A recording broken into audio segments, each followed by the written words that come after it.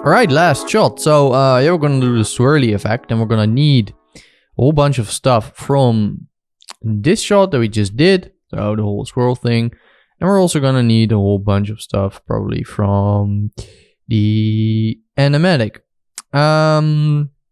So yeah, let's just start splitting this up. Like, we're gonna need most of the stuff from this one, but because in the animatic, like the overall camera and scattering of the plants already look pretty good, so we can use that. Oh, and I see that, by the way, the I actually put the grass over here wrongly. I guess that's because we did the where we scattered it. I guess we didn't do into this object. All right, there we go. So that's solved. I guess we need to paint that a little bit better. Well, let's do that in the shading part. Let's have a look. All right, no, it looks fine. All right, so let's just move stuff over. I think for the most part we can probably just say that we're gonna save this one out because we already did a lot of this stuff, and just put it in folder for shot 60. Say shot 60, save it out. Let's say set project, and I set that project to $hip, and now it's gonna lose all of the caches, but that's fine. And let's grab the stuff from the animatic that we still need. So let's still grab shot 60, although we already split out quite a lot in our in this one. So I guess we can just put that in here. I think we need to replace, of course, the camera. That's the main thing, I think. Let's put the camera. We can get rid of the shot 50 camera. So let's call this shot 060 cam. All right, there we go. Probably need to redo a little bit of this animation because, of course, we moved the ground down. Or as we can move all of that back up, because that's not really gonna matter too much anymore. So let's say, all right, we're gonna move everything back up. And then we can say that in the environment plans, all right, that's already, so we didn't even cache that out. All right, so let's have a look through the camera. All right, so we need to repaint some stuff here, I guess. So let's do that. So let's go into scatter setup. We could use the paint that we already did, but let's just repaint this a little bit. All right, let's say foreground float is gonna be 0. Let's increase the radius, and let's just, oh, that's the grass, sorry, that's the wrong one.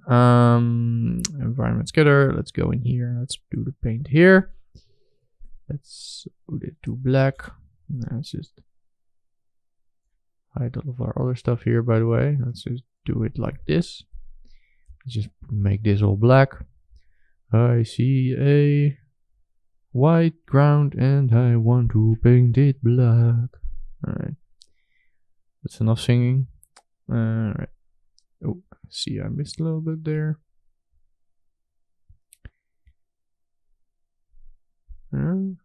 You still, why are you not black?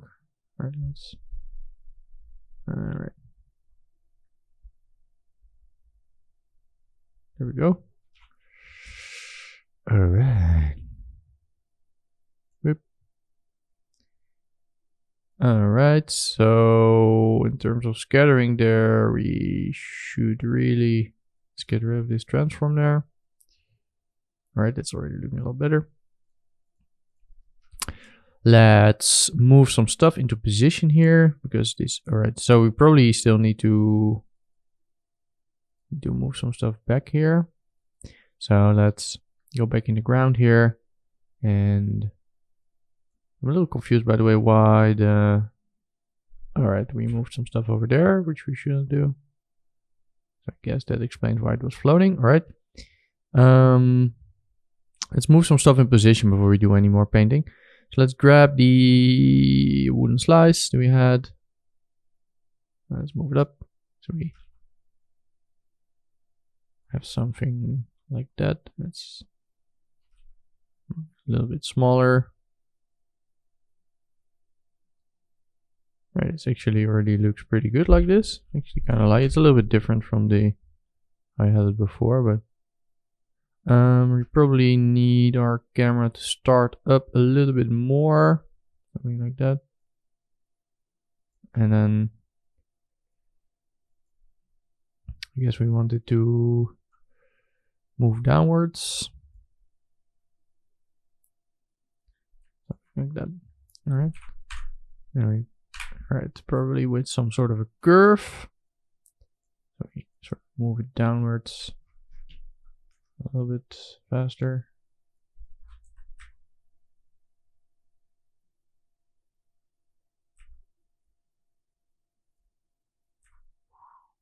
Alright, by the way, let's undo all of this. Let's do it. Yeah, I'm just trying to sort of make this all look a little bit more like we want it to. Alright, so. Alright. Yeah, the problem is we want it to be like, I want it to be over there. You know what, maybe let's just delete this Y key. Let's just start up. So maybe a little bit more like this. Just trying to roughly do this like let's maybe move the ground up a little bit. I know we're doing everything all over the place, but I mean, as long as the end result is fine, then it's good. All right, something like that looks pretty good. Then I guess we need the camera to move down a little bit less. And then we are pretty much where we need to be for now. We can change this stuff later. The grass here looks somewhat fine. Maybe we want to make it a little bit bigger. Let's just do all of these things first, and then we can focus on the really on the simulation after that. All right, a little bit bigger, and let's get rid of the grass here in the center, which we don't need. Oh, accidentally diving into the whole thing. All right, let's get rid of the grass that's intersecting that thing. Right, something like that. And then let's keep this for now. I probably want to put some plants here in the front later to get some more sort of dimensional, like so it looks three-dimensional. Generally, when you're sort of composing shots, what you always try to do is you should try to sort of have multiple layers. So you have to think of the plants in the background here like a background element, and this is our center element, and then we want a plant here in the foreground to be our foreground element. You know what, let's actually already do it now that we're just discussing it anyway. I mean, the order doesn't necessarily matter that we're gonna do all of this. Let's just do it in our scatter setup there, and I guess we can just merge in one of those plants maybe. Let's just manually position some stuff here. Right, so we're gonna have this plant here. Let's have a look here on the left. All right, that's the one. So let's just scale this up and then merge it in there and bring it forward. Or let's just do it like this. Oh, we need to scale up quite a bit more. So it's just gonna make more sense to do this manually instead of just putting it in the scatter, because what we want to is to really, we want to use it really as a foreground element here, which is gonna help sort of add some extra depth to our shot. And it's gonna look really nice with the depth of field and stuff in there. So always remember when you're building shots, like try to layer it up. Let's have a look. Right, so you can already see that this is really helping. So this is, you get like a nice parallax here, the big plant on there. Let's also add one on the left. Right, somewhere like that.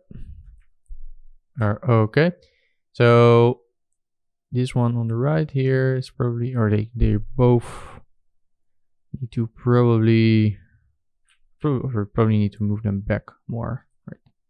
Go. There we go. And then a little bit to the left. Just need to come up with a nice positioning that we can have them in here and not fly through it. Maybe something like that. Alright, that's probably this one.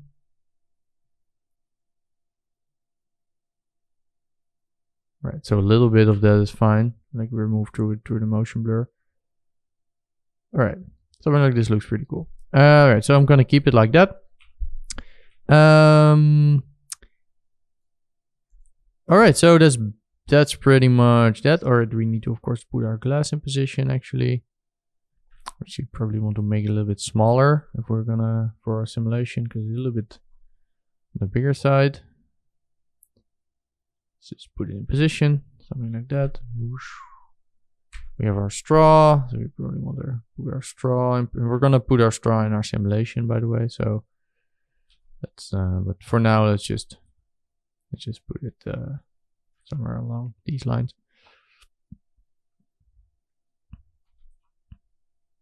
All right. All right, maybe a little bit smaller glass still. Or is it glass? Just put it like maybe one. All right. I think this looks fine. Let's try to keep it mostly in the center, and let's just try to offset our camera instead. And then move the plant here a little bit like that. All right. So I like it is now.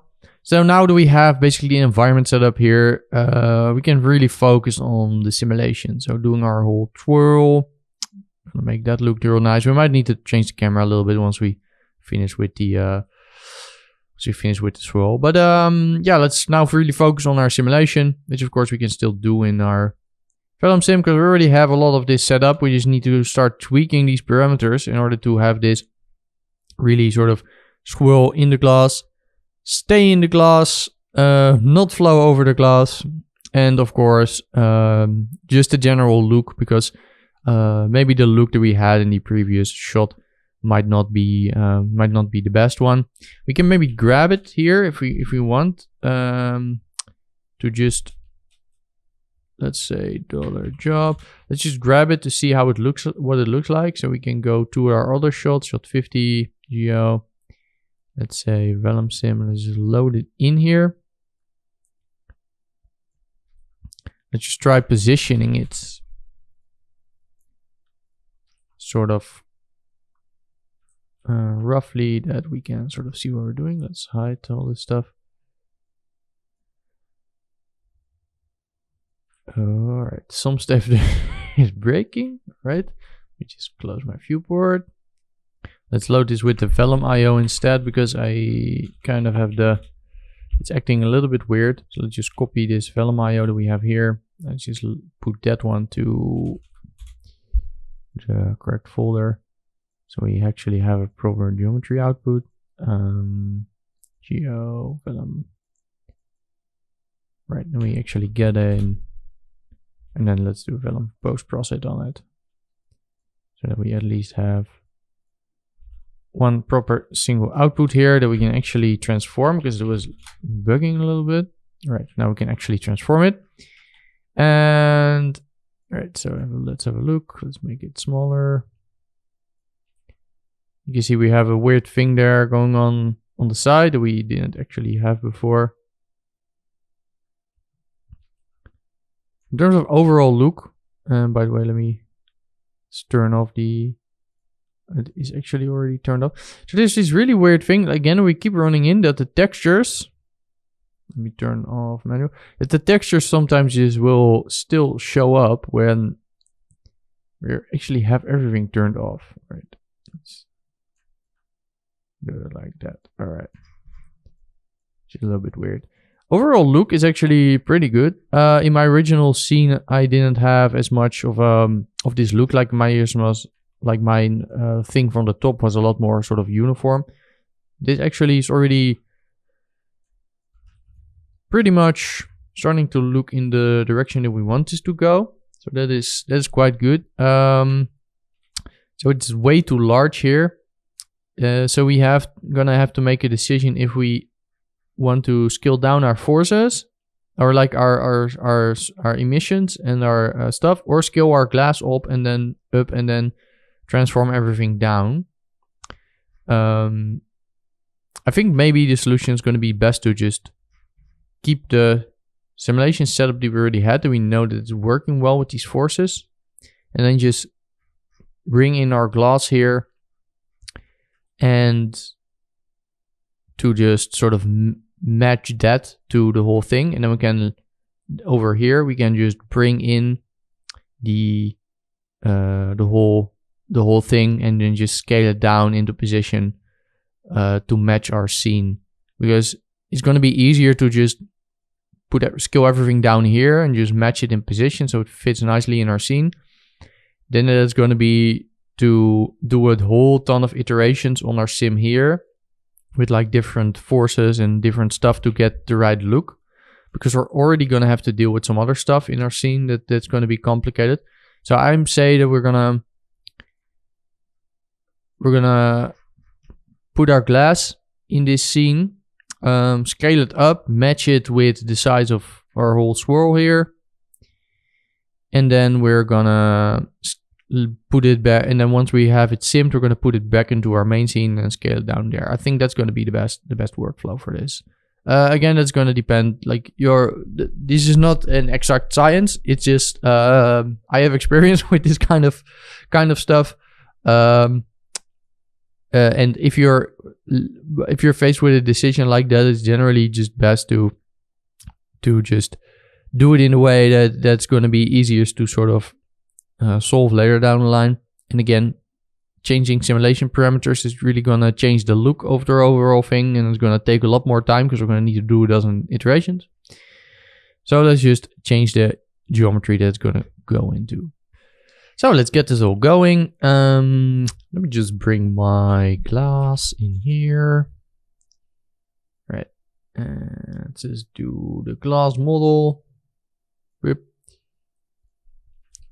On the left here. Right. Glass model at the base there. And let's have a look at our simulation here. Let's just scale it back to 1 and scale it up. So we can get sort of a good indication of like roughly how big we need our glass to be. Probably like 4 times bigger. Let's move this up. It's probably not. So we need to mostly look at the leaves and the limes. I guess we should make those bigger in general as well. Maybe 2 times as large. I guess something like that. 2.5. All right.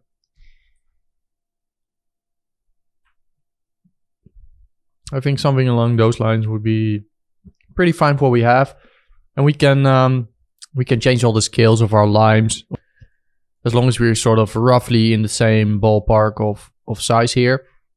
Just want to make sure that we don't have to change that much there. All right, so let's just have it like that.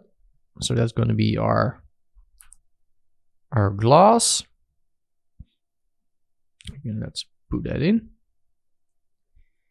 And I think maybe it might be a good idea to bring over all of the stuff that we did here inside of the Vellum solver to actually make our own DOP network, because I'm pretty sure that I'm gonna do some stuff that's gonna be a lot more work to do here in the in that network. Not 100% sure, but it might be good to just build a Vellum solver inside of DOPS here. And again, then you also know how that works. But then we have a little bit more control inside of DOPS here.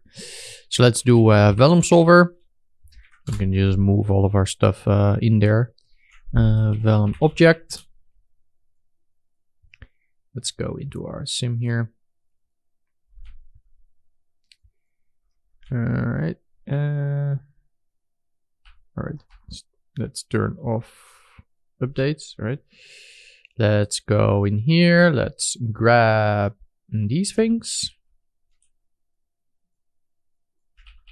Control C, Control V.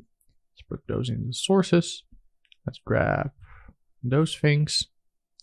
Let's plug that in particle forces.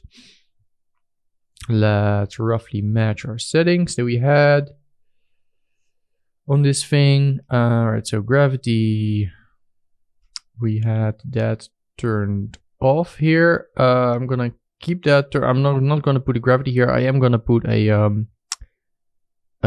sort of a gravity force down, but with a regular pop force, because I already know that okay, I do want sort of gravity to influence this thing. Like I want the fluid when it enters the glass, I want it to sort of splash around.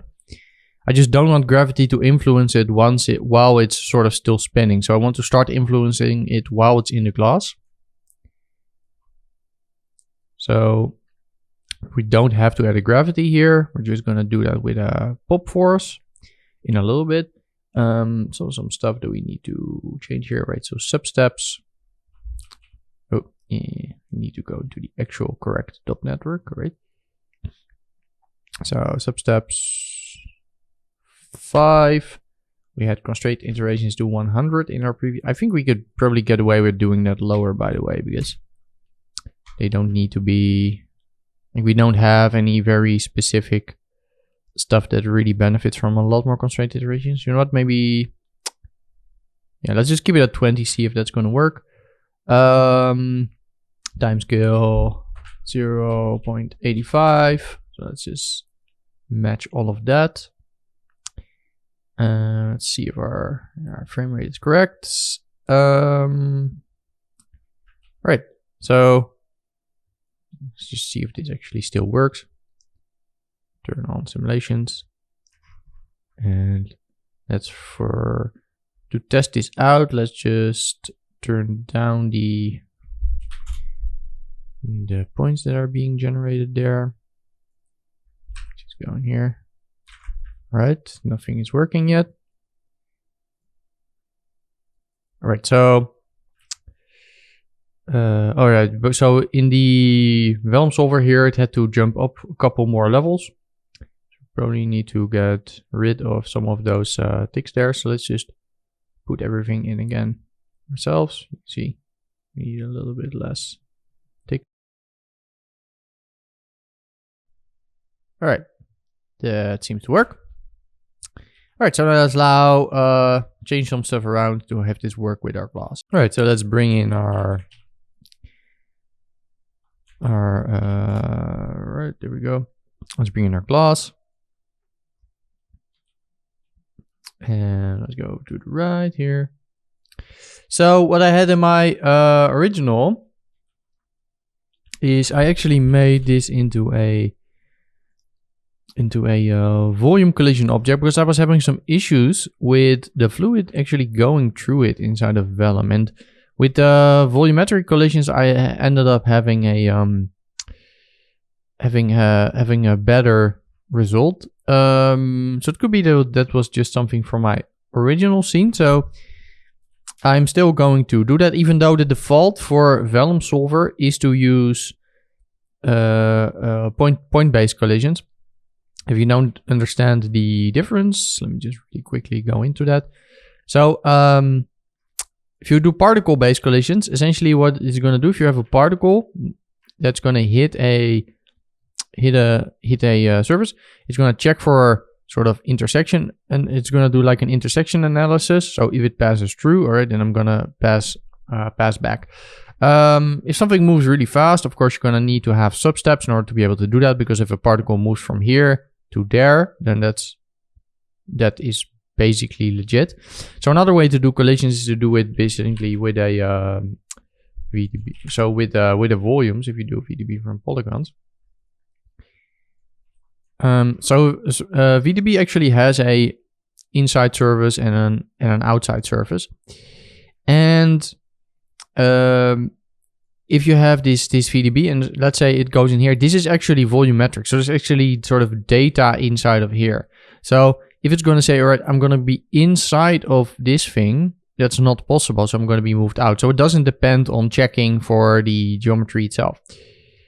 Vellum by itself doesn't use volumetric collisions, but you can use them. So let's just use that. Let's call this. So let's go over here on the right. So let's do collision source. This is going to be the geometry. And then we're also going to have the volume. And VDB. All right. Again, I might change this later, depending on how this looks, but I had better results by using volumetric collisions in my original. So I'm going to expect this to also work better here, but that's the reason why I'm using volumetric collisions, even though we are dealing with Vellum. So I'm going to put subpath, it's going to be the geometry here. I'm going to put it to volume collisions. So again, solver default will use surface collisions. I'm going to use volume collisions. And I'm going to say that I'm going to use volume sample. I'm going to use the volume sample of the proxy volume that we have here. So that way it will not calculate every frame. It'll just use the one that's here. All right. We can test this out, by the way, if we want to be sure that this is going to work. It's a good way to do that is maybe to disconnect all of this stuff. Let's do a sphere. Move this all over a little bit. Let's do a sphere. Let's make it a little bigger. Let's move it up a little bit. Let's do grains. Grain. Oh no, vellum, grain, configure grain. All right. Create points from volume. Let's make it a fluid. Let's output geo and let's output the constraints. Let's just throw it in here. Vellum source. There we go. Boop. And boop. And let's go over here to the left and let's see if this works.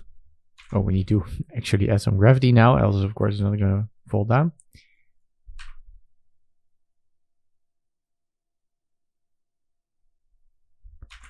All right. Oh, we merged it in the wrong way, so it needs to, of course, merge in as the first input, else it's not going to work. All right. That seems to work. Boom. Perfect. All right. So now we tested that out. We can get rid of it. And disable gravity. All right. So we got our glass in here. Of course, we're going to need to move some stuff up. We need to move our emission or our emission circles here. We're going to need to move those up. So let's template our glass here. Let's move all of this up a little bit. And let's just double check our other spheres here are they're at the same height. So let's copy parameters and let's paste relative references in all of these circles. So they're all going to be emitting from the same height.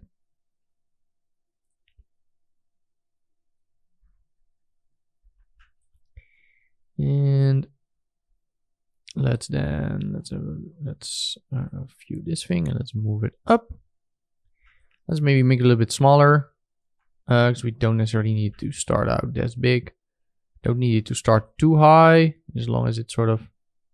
All right, I guess we cannot we cannot view it through the camera yet because we scaled stuff up. Something like that, I guess. All right, I believe I said that I wanted to scale up some of the elements. So I guess let's scale up the leaf to 1.7. Scale up the lime slice to 3.3. Again, we might just scale this down a little bit in the again, but all right, let's just have a look at this. All right, we can disconnect all of that. Let's do so we have our Vellum IO set up here. We need to, of course, we cannot just plug this in, so we need to manually set this up to work with our .NET. Let's call this, by the way, sim Vellum. Let's color code this as well. Orange. So we're gonna need to load in our geometries. And of course, we're gonna need to load both the constraint geometry and the regular geometry. The way to do that is actually just to put down a, no, not a, .io. All right, yeah, .io. Call this, I guess, load geo. Let's play a couple of frames here, by the way, so we actually have something to load.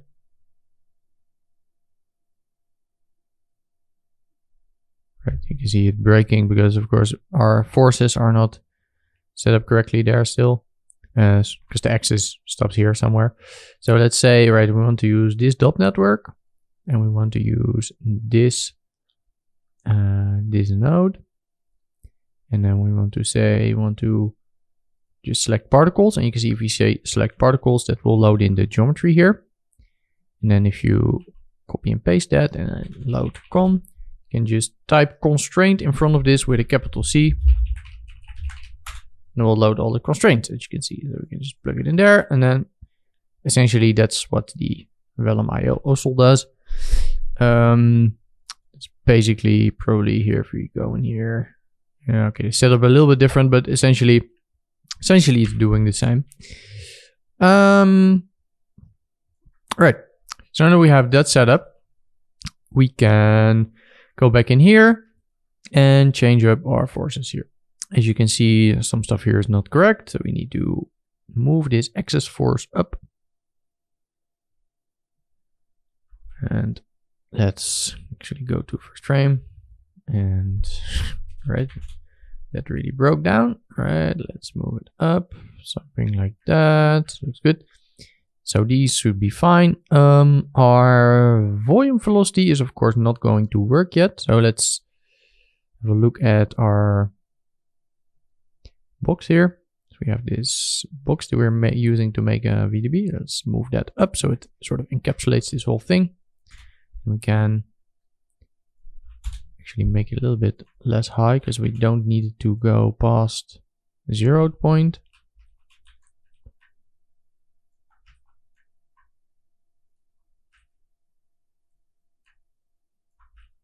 All right, that seems to work. Going there, let's drag in our velocity.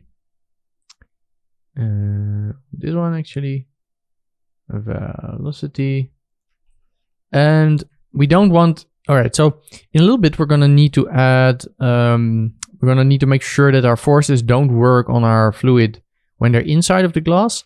Now I'm thinking if I should already do that, or if I should, or we should just first focus on trying to get the swirl itself to look somewhat okay.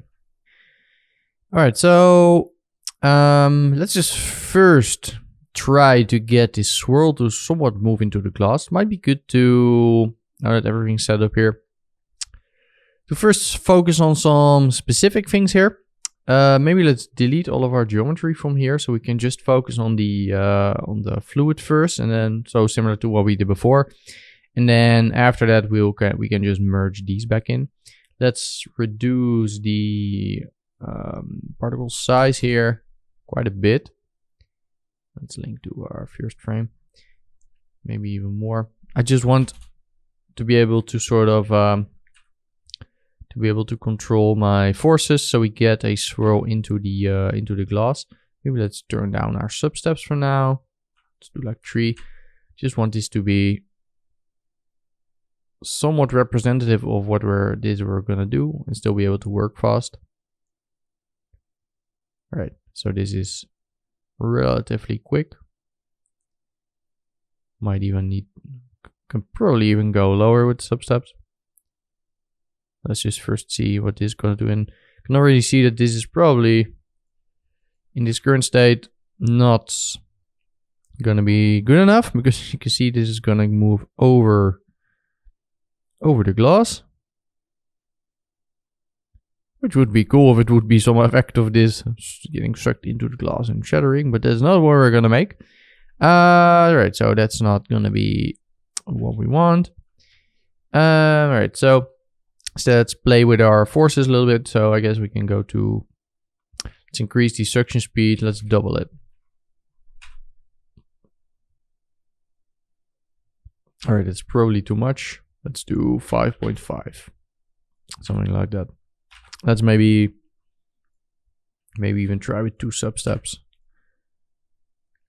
Yeah, right. It seems to be good enough to get a nice steady flow of fluids going. It's mainly so we can sort of just see what's going on while we sort of play. And again, how fast this is here will highly depend on the hardware that you're working with. And this, if you're on lower end hardware, this might really start becoming pain in the butt, because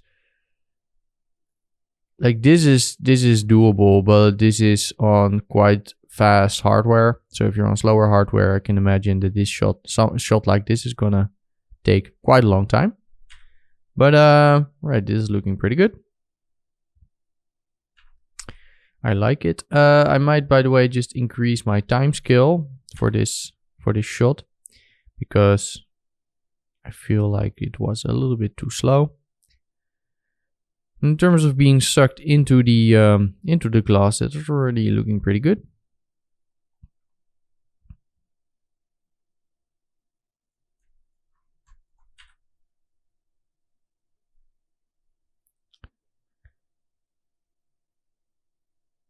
So you can see for the most part, this is just really moving in the glass, looking fine. But you can see it's still gonna keep moving while it's inside this glass.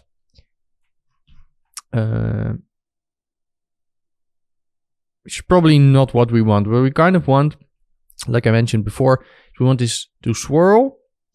And then once it's inside this glass, we kind of want to turn off, or at least severely reduce the influence that these forces have, because else it's just gonna keep going crazy and spinning in the glass. So that's probably not what we want.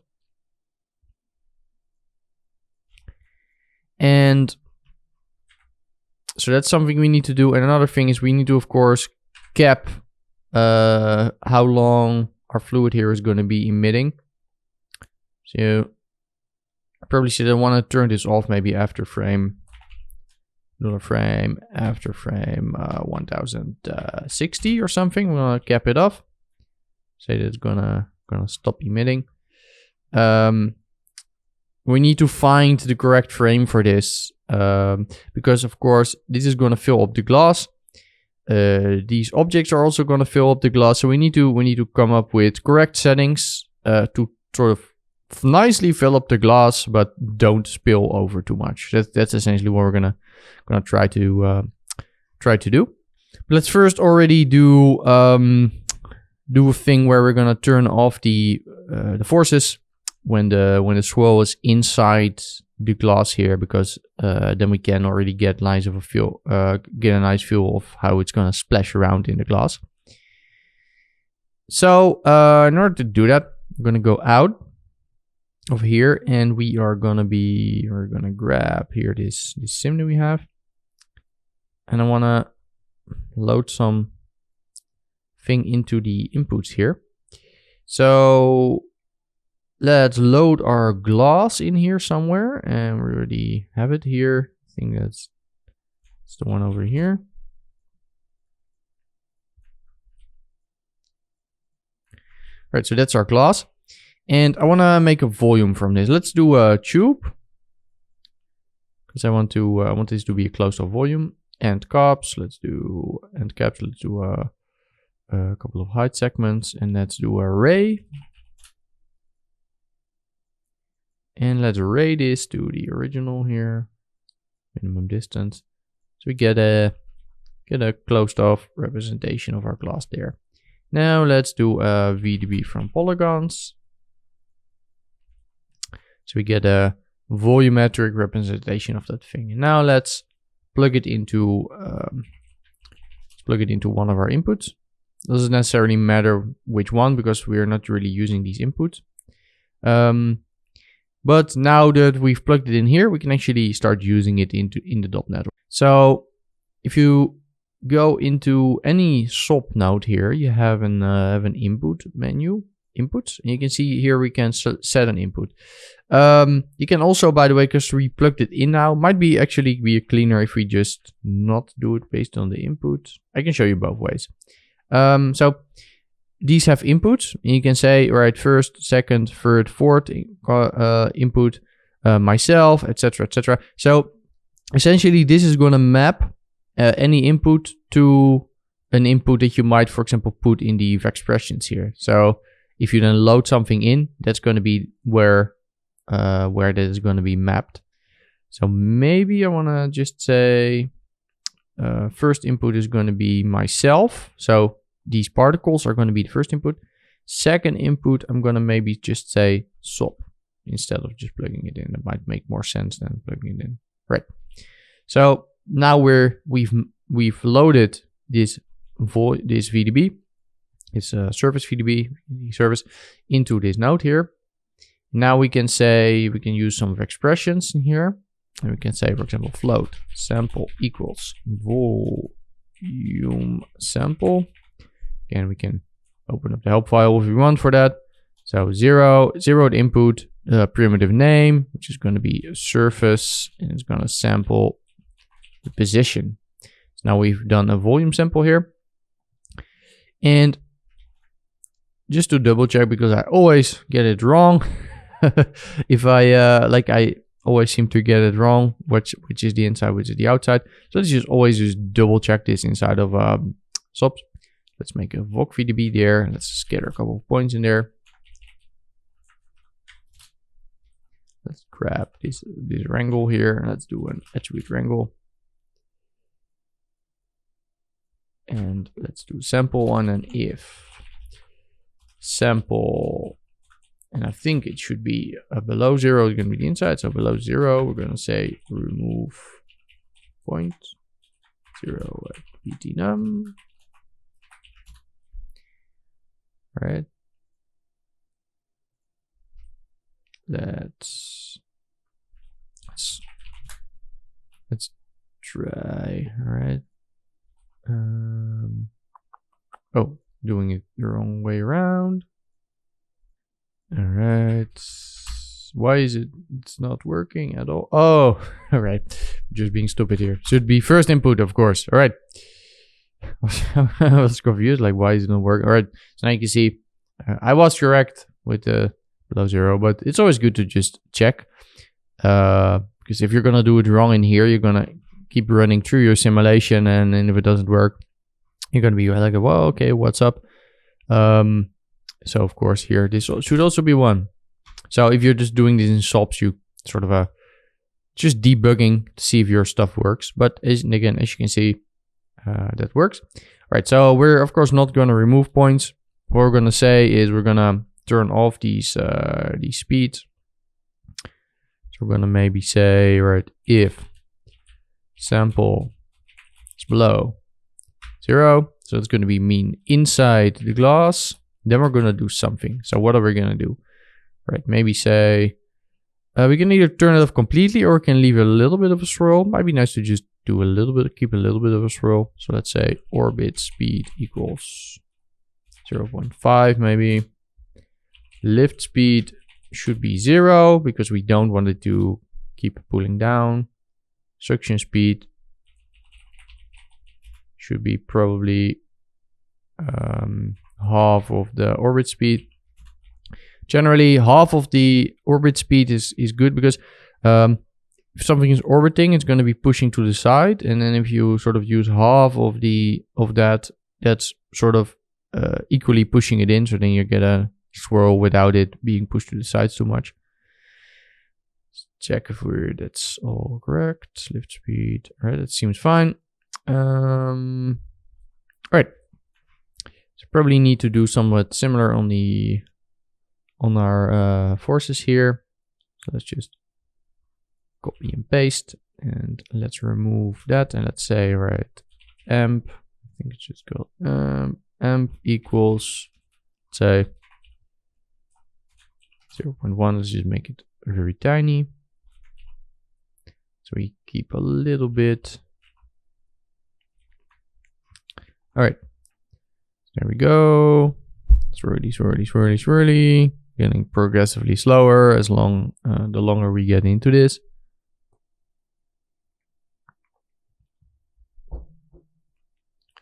Maybe, by the way, we want to hide our display geometry so we can have a little bit of a better idea what we're gonna do.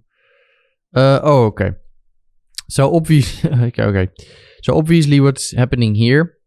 So it is working, but it's kind of stopping. So of course, we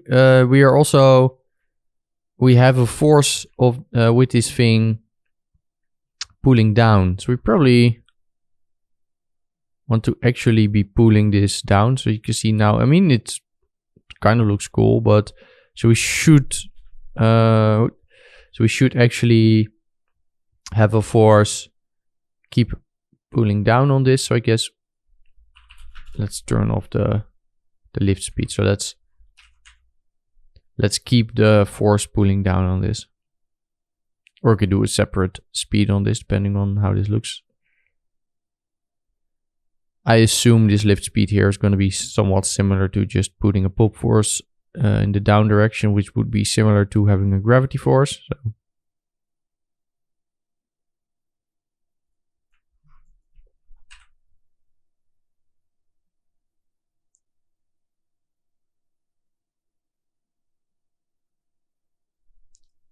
All right.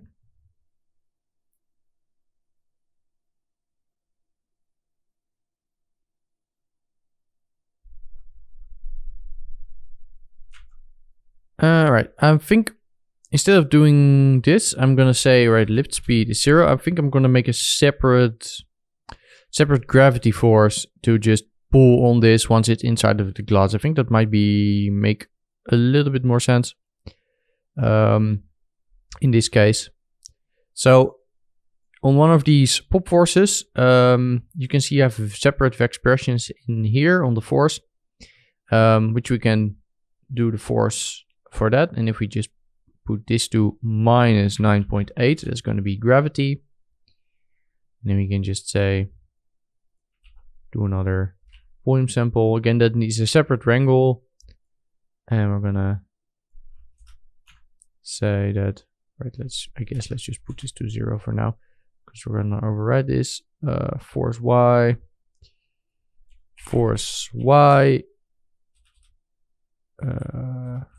Important Y. I think it's equals minus 9.8. Let's see if this errors. All right, this works. All right, so now the force on the Y position is going to be, let's maybe make it a little bit more extreme so we can actually see what's going on. Let's play again. So now, theoretically, we should have introduced a little bit of a gravity force once this is inside of the... Oh, by the way, one thing you need to do, I didn't set these inputs here yet. So myself and sub data. And that's right, that's the one.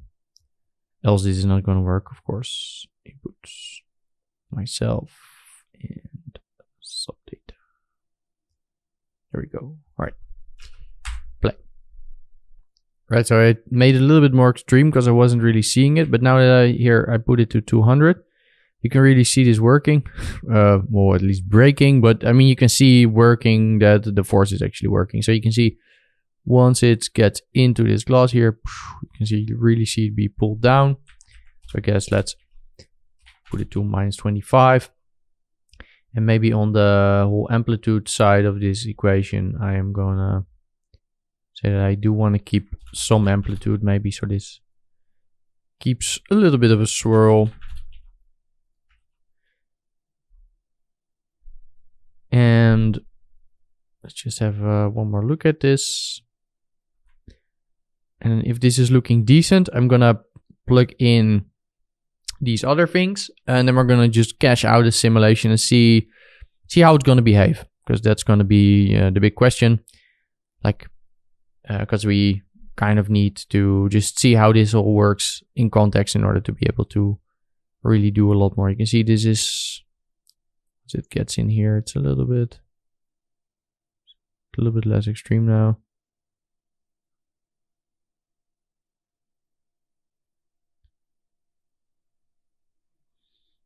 All right, so that does seem to work. I think that actually maybe I want to maybe increase the time scale on this actual shot. I feel like I might want these to feel a little bit faster than we had with the previous shot. So I think maybe something like this.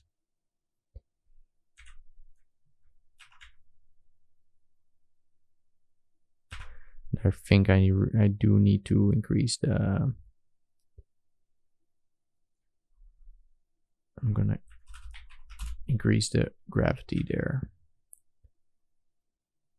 Again, just eyeball those values. I mean, we're not really doing this physically accurate. We're just trying to art direct our effect.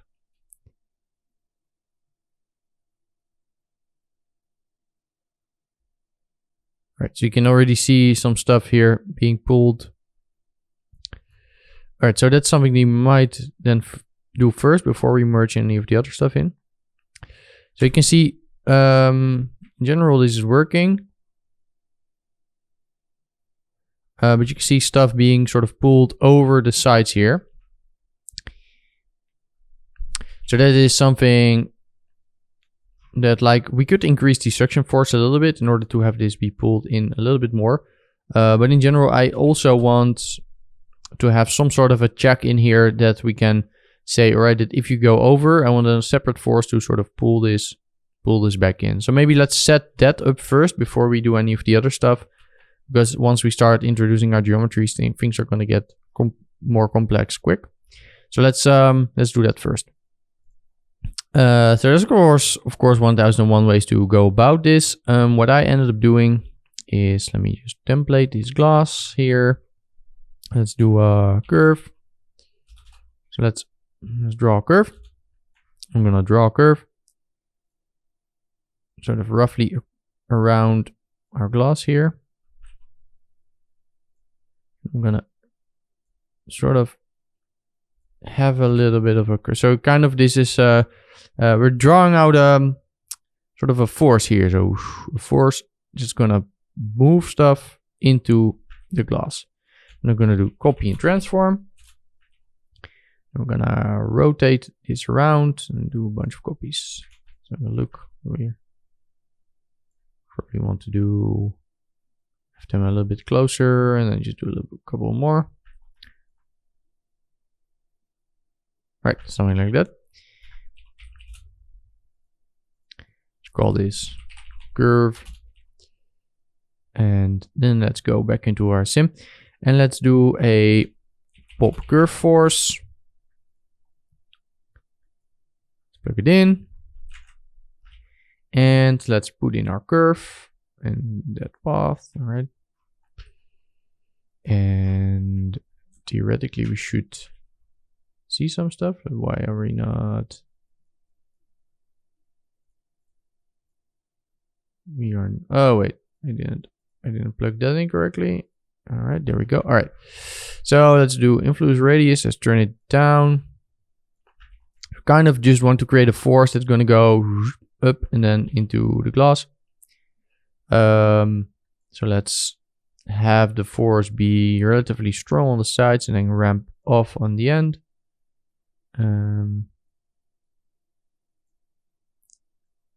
Like that. Something like that. Turn off orbit scale, switching scale and follow scale, like 3 or 3. Right. Turn off the guide. Let's just see what this is gonna do. All right. So in general, pulling over the edge here seems to work fine. I do see some stuff here getting sort of moved out of the glass.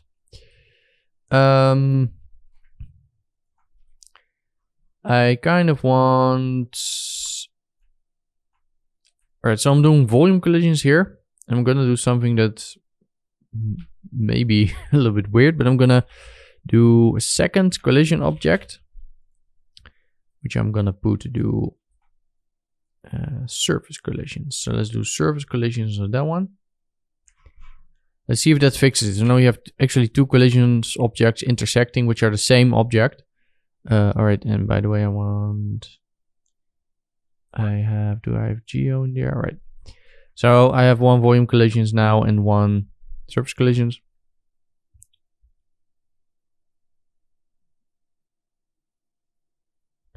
Which might seem a little extreme, but that's also what I did in my original file, where I had similar problems with, I had some problems with surface and I had some problems with volume, and then I ended up just using both of them. All right, so let's see if that actually fixes this issue that we had, and else we might need to just rely on higher substeps or some other stuff. But let's just first see what this is actually gonna do.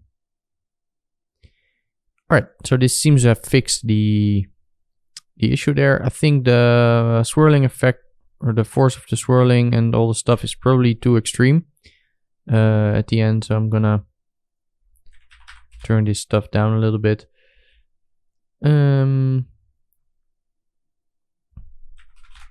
Something like that.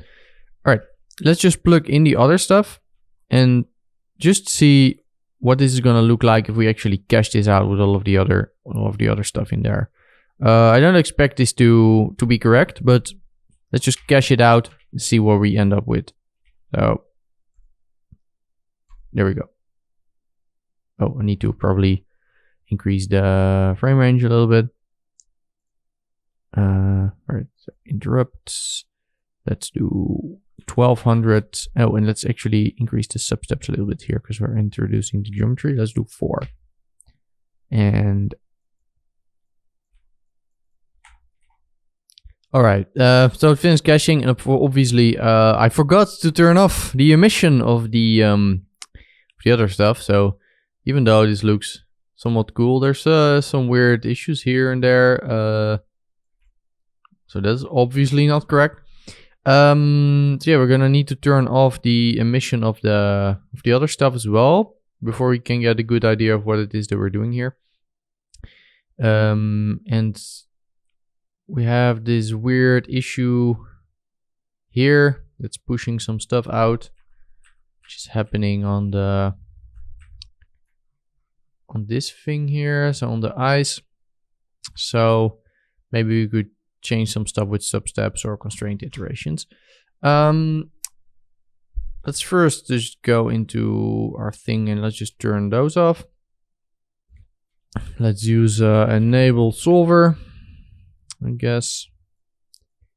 And let's just, I mean, there's multiple ways. You could also just put it inside that thing. But let's say just $F below frame 1040. Let's just all turn them off after frame 1040. So now after 1040, they will be turned off. Which should technically work. Let's increase the constraint iterations a little bit so that we might be able to get rid of the weird issue that we had over here somewhere. No, I'm playing through it. Suddenly, all right, yeah, that one. So hopefully constraint iterations there will solve that. So yeah, let's just write this out again. See what we end up with. I'm gonna do it in background so I also have an idea of how long this is actually gonna take. All right, so finished in just over 6 minutes. Just scrub through it. Right. So yeah, it seems to all stick fine here in the glass. Obviously, I'm gonna need to fill up this glass a little bit more. So maybe just do a little flip book. Let's look at our view cam. Let's just flip book this so we have a little bit of a better idea of what we're dealing with. Right. 1,001. Let's check that out. All right, so we have our flip book here. And yeah, I mean, we can already see that this is not exactly what we want, but it's going in the right direction. So our swirl itself is looking pretty good. So it fills up the glass. It sort of moves around there afterwards. It's all looking pretty good. Of course, we need to fill this up a little bit more. So I want to keep the fluid emission probably going a little bit longer. In terms of the other stuff, like the ice, maybe the ice can stay a little bit longer, but I feel that the limes here might need to be a little bit heavier because this one's really floating on top. I'm not sure if that's going to happen with all of them once I start adding a little bit more fluid in as well. The leaf behaves, I guess, decent enough. Right.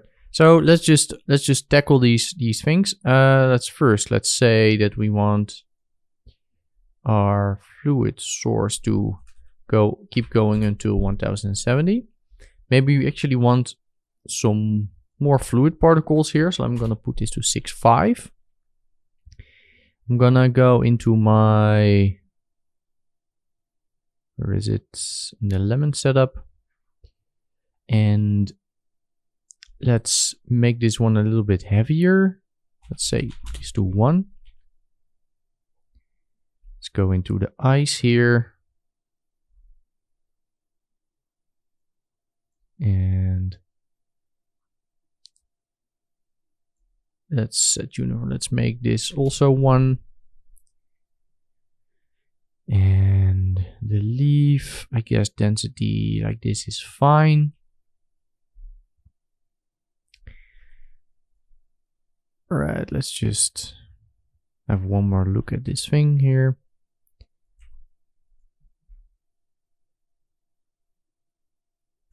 In general, I think it's pretty good. Maybe I want to, you know what, let's do a couple more frames for the fluid. Let's do 5 more. All right,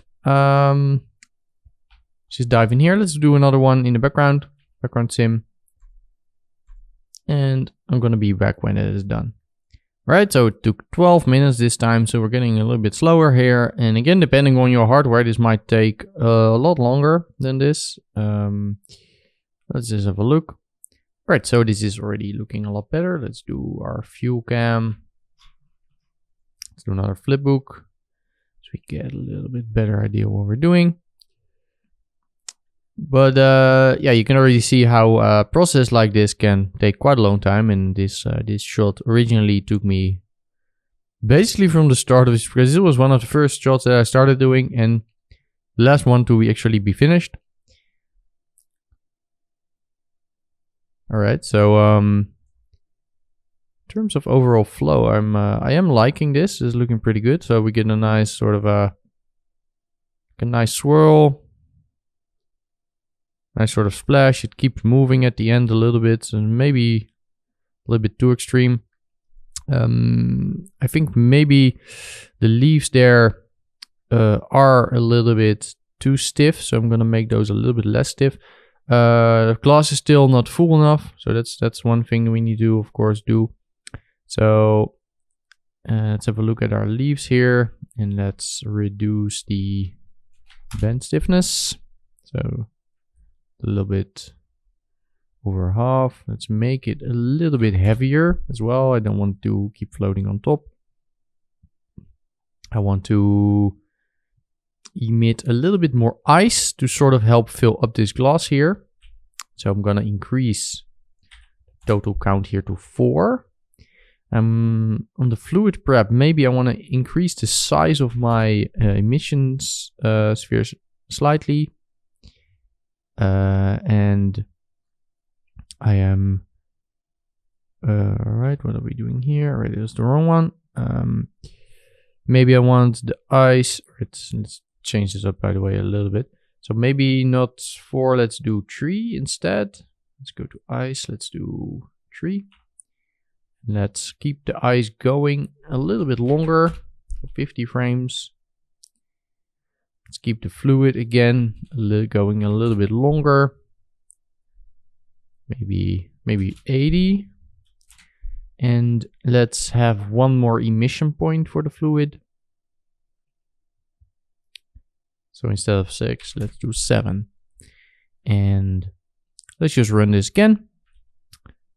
to see what's going on. Maybe we might even want to... No, not let's keep the resolution as is for now. I think this should be fine. But because we don't want to make this too slow. So, right, I'm just gonna save the disk in background again, and let's see what we're left with after this is done. So this is just a process that you're gonna keep doing. You're gonna keep iterating. Again, if you have multiple machines, for example, or multiple graphics cards, this could be something that you're sort of sending a sim to a different computer using a render manager, for example. Have this run in the background, and then you do some other stuff in here, or you just keep iterating, keep sending stuff to the second machine. Like, it depends on the hardware that you have, of course. But this is the most tedious process of just refining a sim. You're just constantly changing stuff and then running a sim, see what it looks like, and then making decisions based on what you did. So anyway, I'm gonna stop recording and come back when this is finished. All right, so again, took a little bit longer, 18 minutes and 46 seconds. All right, let's scrub through this thing. Let's template our glass here.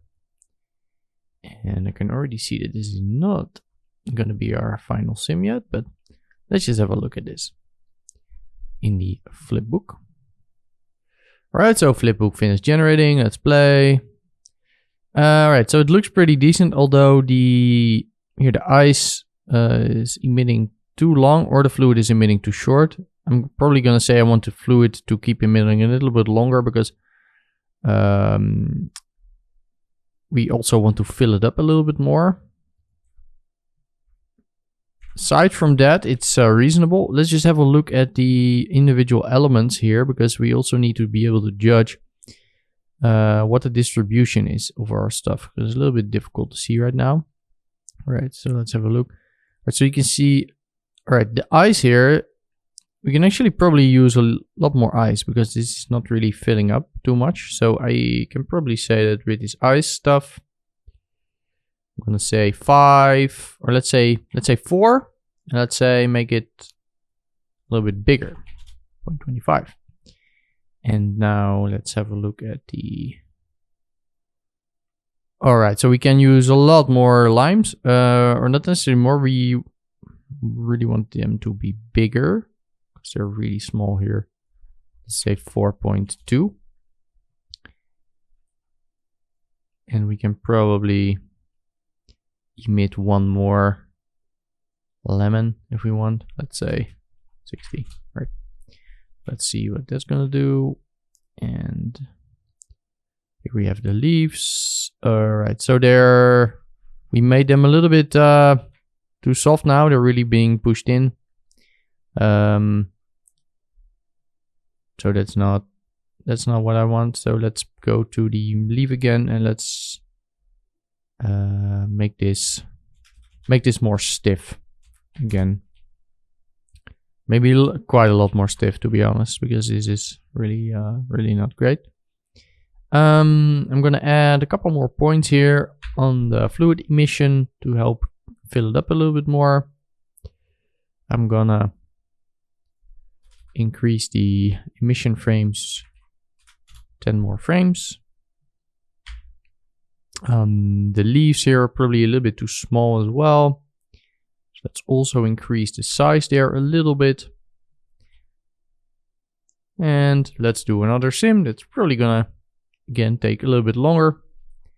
So keeps getting a little bit slower and slower and slower.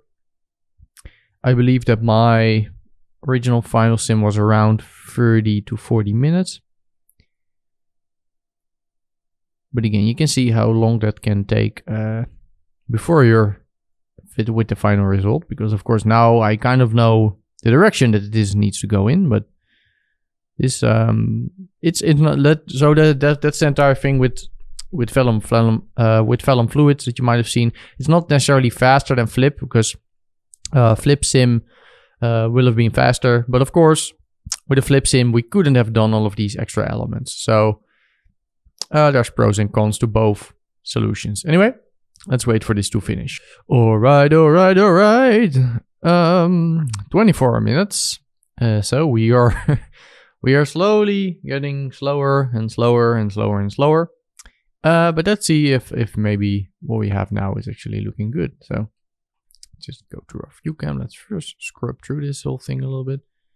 Let's template our glass. All right. Okay. So this is already looking better. So the level of our fluid there is starting to look pretty decent. Let's do a little flipbook here. Get a good idea of what's happening. Maybe we actually want to zoom out a little bit so we can actually see it from the top. All right. Flipbook. Let's see what we got. All right, so let's play our little thing. I think overall, actually, this is looking pretty good. The only thing that I probably want to change here so far is that I do want my fluid to keep emitting a little bit longer, because as of right now, or I want to turn off my ice and my lemons still a little bit sooner, because I do want the fluid to be the last thing that comes into the glass, and now there's still some other stuff falling in. Let's just have a quick look at what the other stuff here looks like. All right, so the ice is nicely filling up half the glass, so that seems to be reasonable. The limes here looking pretty good amount. All right, so they're too soft, so we need to change that. You can see this one is completely being squished in by probably a piece of ice. So that is something we really need to change. So we need to make it a lot stiffer. So let's really just crank that up to being to the point where it's going to just be you know what, maybe we can even do a shape match for this wing, because we don't necessarily care if this is going to be, you know what, no, okay, I'm going to keep it. We could do the shape match, but let's just keep it like this. And we also have everything, then we have every type of vellum thing, so that's going to be fun anyway. Yeah, so just increase that. Let's go even crazier, something like that. Let's have a look at our leaves. Leaves are looking decent here. Maybe I want them to be a little bit stiffer even. So I'm gonna put it to 1 and then to 5. So making it a little bit stiffer there. But we are getting quite close. So now let's say that the fluid can keep emitting until frame 1100. So 10 more frames. I'm gonna turn the limes off. And you know what? I can actually keep the limes there. Let's see what we put for the activation here. Maybe walk through, see what the last frame that one is being emitted. So that's 57. Yeah, so that's already looking decent, because the amount of limes was actually quite fine. Or you could say that maybe we wanted to do until 1050. We can make the limes a little bit bigger even. So one less is now being emitted, but they're a little bit bigger. And let's just have one more look at our animatic here, where we're getting quite close. Also nice how it's still sort of moving around in the glass here. That's looking nice. See what that looks like if we actually have a look at it over here. Yeah, that's looking pretty good. You could maybe make the ice a little bit lighter, so that the ice is gonna float a little bit more maybe. And with that out of the way, let's do another one and see. It will probably be around the same length in simulation time, but let's have a look. So save this in background, erase and replace, and let's just wait for this to finish. All right, so it's not finished simulating yet. I'm gonna pause this. So I was scrubbing through it. You can already see that this is not gonna be what I want.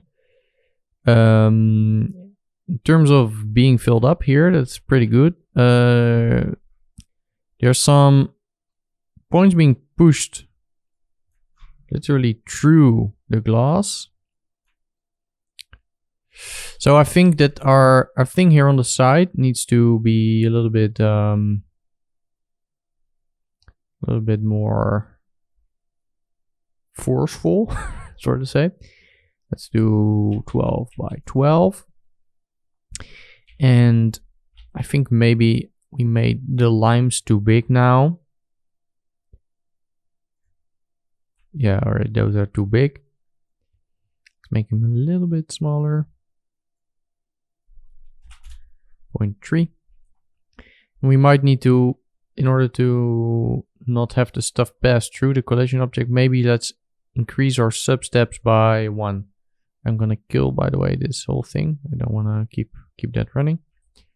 Maybe let's increase the sub-steps to 5. That might be good.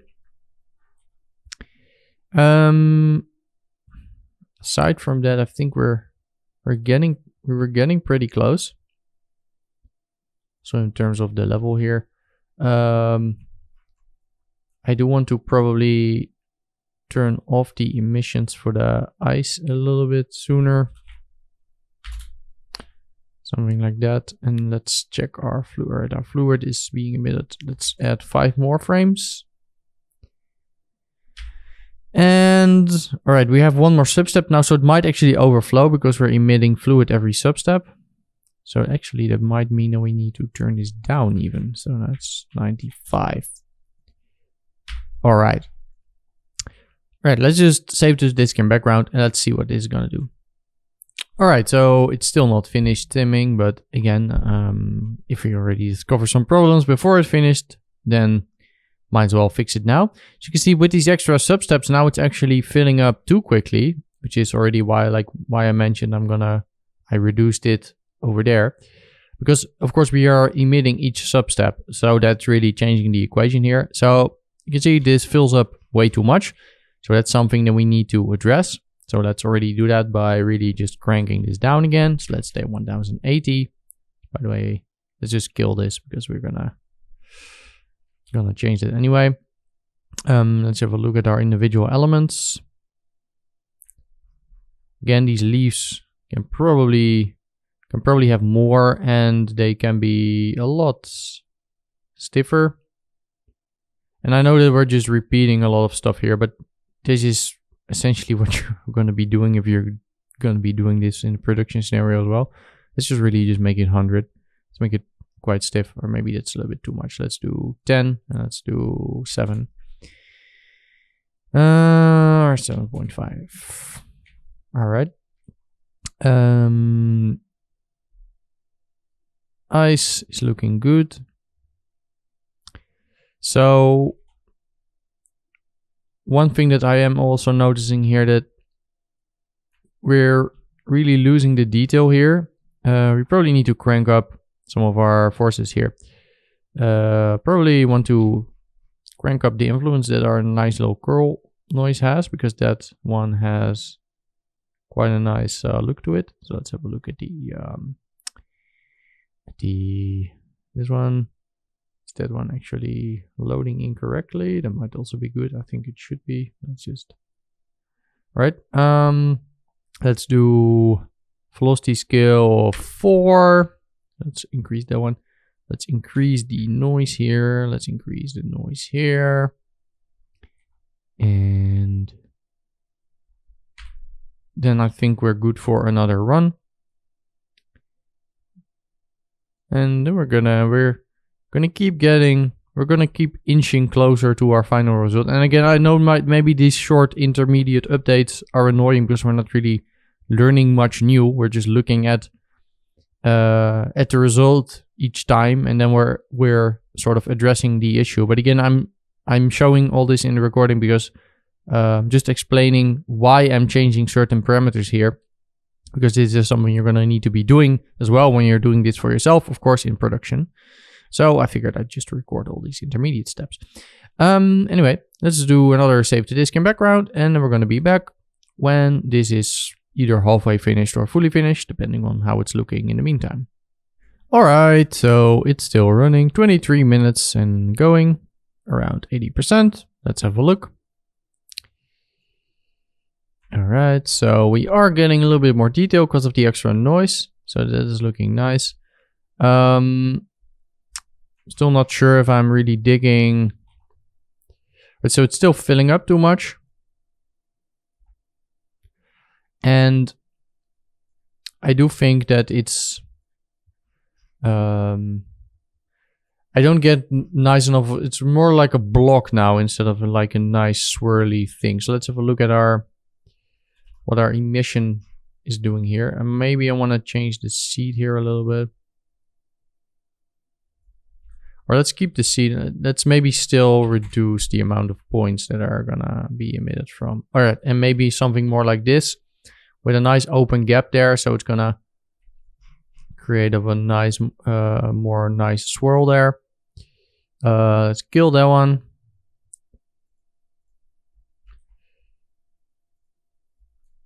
All right, so let's have a look. So we probably still want to say that we want to... Alright, a little bit... Maybe we want to turn off the limes a little bit sooner, or let's have a look at the... Just trying to make sense of what it is I'm gonna need to change.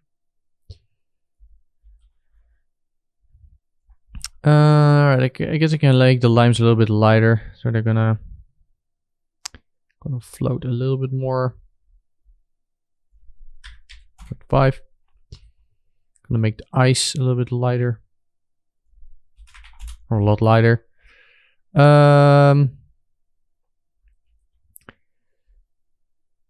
It's filling up way too much here. Again, we reduce the amount of points that are being scattered here, so I think that should solve that part. And we're getting some more noise here, but it's still, like I mentioned, it still feels too, well, too blobby. But I think we fixed that with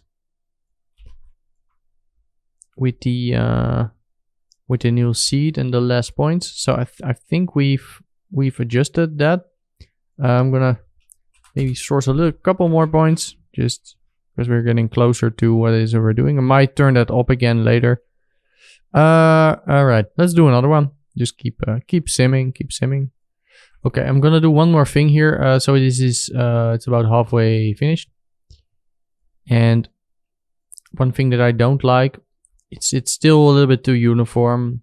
I mean, it is breaking up nicely here, so that's looking cool. Like you have these sort of nice edges. I think I'm gonna add a little bit of velocity when this just emits. So over here, because you can see over here it's very uniform, and then it sort of start mixing up. I am gonna also check if my box for my velocity is actually high enough. So that's actually sourcing all that stuff correctly. All right, that does seem to be fine. So I'm gonna add a little bit of noise here. All right, yes. All right, so that's the face thing. All right, let's do another one here then. Turbulent noise.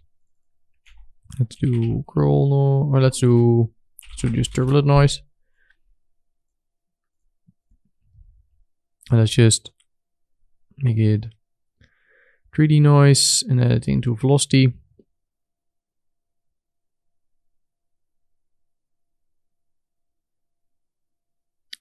Or maybe let's add it to force instead. Might make a little bit more sense. Alright, and let's also do vector to floats. Or let's do the length, and let's just put it in color. So we can somewhat have a visualization here of what it is that we're doing. A little bit less roughness. Right. Something like that. Let's remove the color. Let's check the first couple of frames here in the sim if this is not going to be too much. All right, need to turn on that thing. Right, it's definitely not too much. It's not even enough, right? Let's do 12. Right, you know what? Maybe let's actually put this in velocity instead of force. Because we already have quite a lot of forces. Let's actually put this in velocity, so we're just immediately pushing this. Let's make it a little more extreme. Let's do 50. All right, there we go. Let's do a bit higher frequency.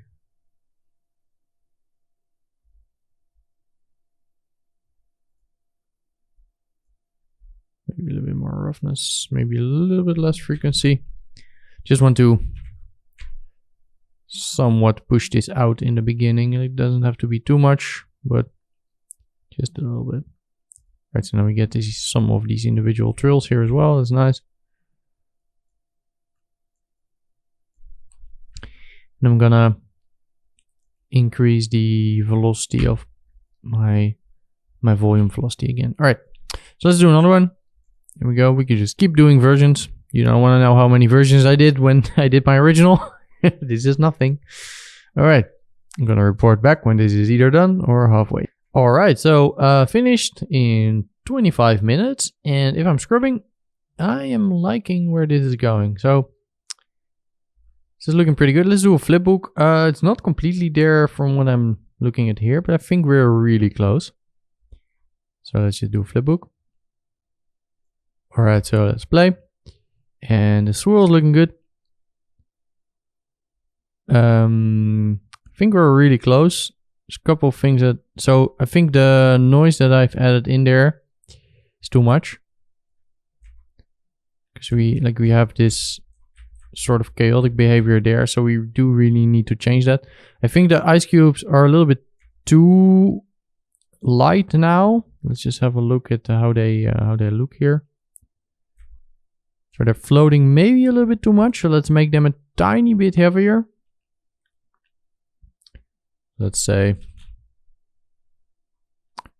12 or something. Maybe that's 0.1.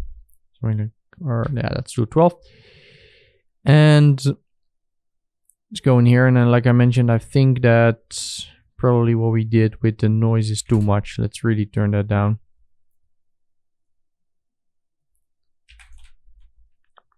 And probably also with the curve force here. So let's do 4.8 maybe instead. So let's have a look at how much this is filled up, because I think we're pretty close there to how much it needs to be filled up. So maybe let's emit it for a couple more frames, like 6 more frames.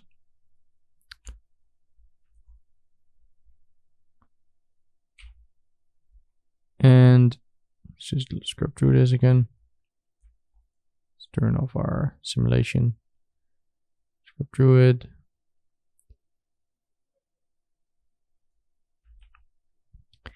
Yeah, I think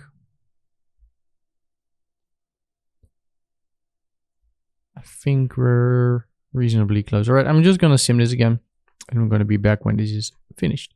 All right, so it took another 26 minutes, and here we are. So let's do a flipbook. Let's see where we're left with. I did a quick scrub to it, and I think it looks pretty nice. And I don't want to keep spending too much time on really completely polishing this up to the level I want, but I want something that's relatively similar to what I had in the original. And again, in your own setup, you can just keep playing with this to make this the ultimate version that you want. But this is looking pretty decent here. Maybe these pieces of ice on top are a little too floaty. I mean, could still do a simulation on that, but let's just have a look what this looks like in the flipbook. I think we're pretty much done for the tutorial part. I might do some stuff that I won't record later, and then for the lighting shading part, but pretty much we're we're done with this thing. Oh, by the way, I'm forgetting a very important thing. So we're not done. The straw, the straw needs to go in there. Oh my god, almost forgetting it. So I guess we do need to do another one. Oh, Tim, why are you being so stupid? All right, let's add a straw in the simulation. This was that was a little bit stupid, all right? But we made a straw. Where is it? Here we have straw, and let's grab this. Let's make a straw geo node instead. I feel a little bit stupid for leaving that out, but hey, I mean, let's just add it in. Straw geo. Let's add it in there. Let's do a null. Nope. Let's do a null. Yep. Out straw. Let's move it in there. Boop. And let's grab a shape match constraint here. We're going to use the shape match. We're going to need to do a where is it? Yeah, we need to scale it up. I'm going to put it roughly in position. Do we want? Again, you could also just add this outside of your simulation. But in our case, let's actually add it into our simulation. It's probably nice. It's also what I had in my original. That's also one of the reasons why I have dual collisions here. That's also something that worked better with the straw. Right. Let's put it in here. Shape match. Let's make it relatively heavy, because of course we don't want it to move around too much. Straw geo, and then straw con, and hopefully our sim will behave somewhat similar. So let's just plug it in here. Vellum source. Let's go to our sim here. And let's do geo and con. And again, this is a shape match, so this should stay pretty rigid. Let's plug it in. Only once is fine. And let's have a real quick look over here what that's gonna do if we just throw it in a class. Let's do this display geometry.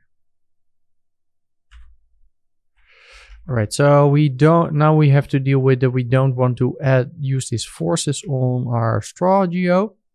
Let's add, say, everything except for, we need to actually give it a name, straw. Can be a little bit easier. Everything except for straw. Here we go. I'm gonna do that on everything here. Everything except for straw. Everything except for the straw. Here again. Everything except for straw. And on this one as well. Else it's just gonna move around weirdly because of all these forces that we have. So we don't really want that. Just want it to drop down. And oh, we do want this to, right, we do want the gravity to, we do want the gravity force on our straw. Let's do separate pop force. It's just works on our straw, and let's do -20. That's something we had before as well, right? You can see we can just hack this in. Straw gravity. Not a big deal. We just and we added it in now, and it's fine. All right, so now let's try maybe some final tweaks again. If I wanted to call it done, but let's just have a look at some things maybe that we still want to change. So maybe I want them to, the ice cubes to be just a tiny bit less or less floaty. Little higher mass. Maybe I want a couple less of them because with our straw is gonna take up some oh, I see we accidentally disconnected something. So like our straw is also gonna take up some space, so we probably want to disable this solver a little bit sooner, something like that. And let's have a look here. Apart from that, I think for the most part we're pretty much done. Have a quick look still at our leaves. Right, those are looking pretty good. Like they're staying a little bit more in position, which is nice. Maybe I want a couple more. If I'm gonna be real here, that's maybe, let's have a look until what frame are we emitting those. Min source, let's do until frame 50. And since we are emitting every 12, all right, let's do 55. Should enable one or two more now. All right, so let's do one more, and hopefully this will be the final one. Let's just, by the way, have one more look at our flipbook here. See if maybe there's one thing that we want to change. I think for the most part this is fine. Like you might still say, right, I wanted to maybe be a little bit wider on the top.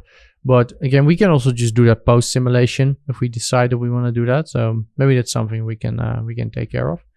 But yeah, let's first just do save this in background, erase and replace, and have hopefully our final sim after this. All right, so finished simulating. I changed a couple of things. I made the leaves a little bit softer. I believe I changed a couple of things on the ice, and I changed some substeps here to 6, and I add a little bit of pop drag.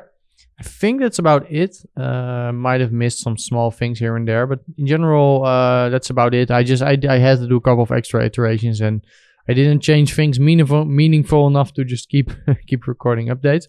So I figured I'd just do the last part like this. But yeah, let's do a flipbook. I think this is now good enough for the tutorial itself.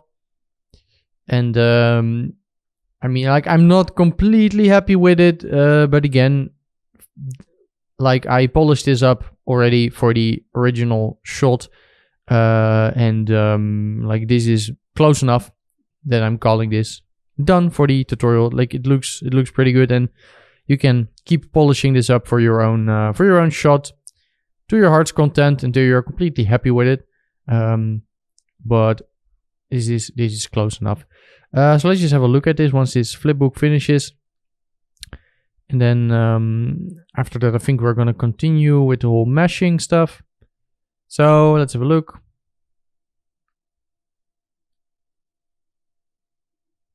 So the straw here is a little bit extreme maybe. So maybe what we want to do is we're going to retime some stuff after this all enters in the glass. So that's probably what I'm going to do. Don't necessarily need it to, like, for these last couple of frames, don't necessarily need that stuff. So I'm probably going to do some retiming there. In terms of look, like, I would maybe add a little bit more diversity in this roll, because it's still a little bit too much like a brick sort of.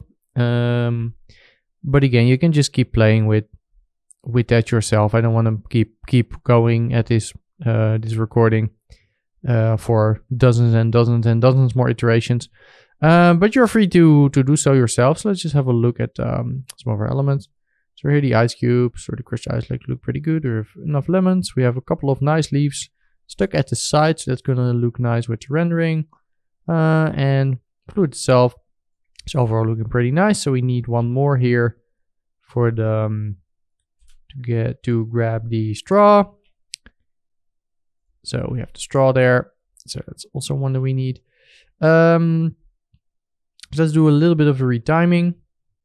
And we could maybe do some shaping effects here to maybe change some stuff a little bit.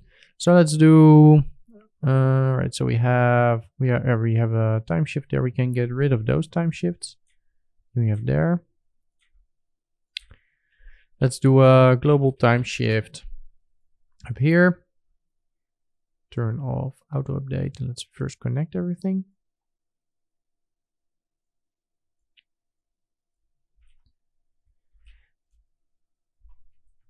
All right. Something like that. Let's do time blend.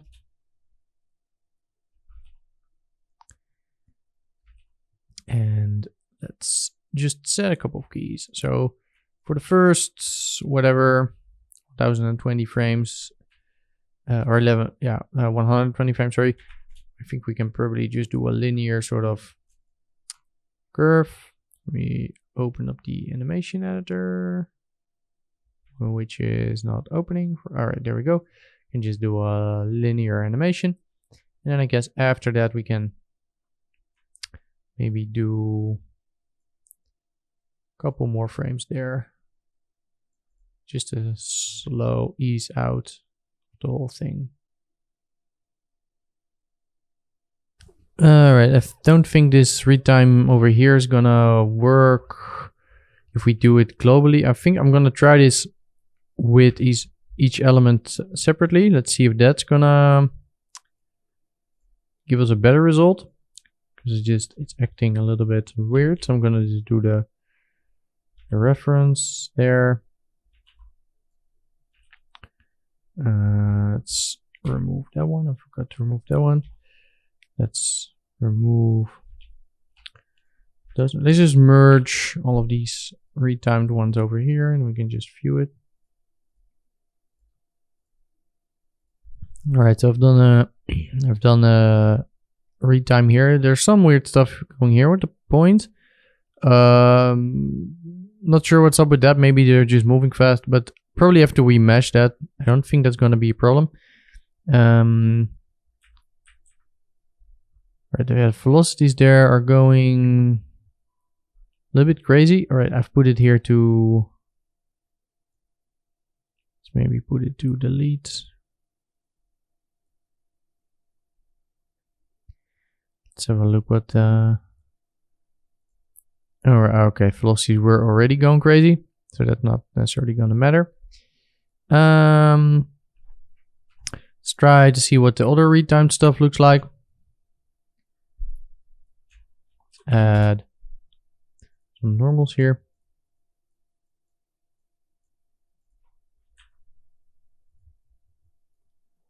Seems to be fine. Oh wait, not. Should actually check it after the retime, of course, else it's not going to work. But it's still looking decent. No UV issues there anymore. We had some UV issues on some of the stuff when we tried before. That's looking fine. That's looking fine. Straw here is also looking fine. Let's link this all up correctly.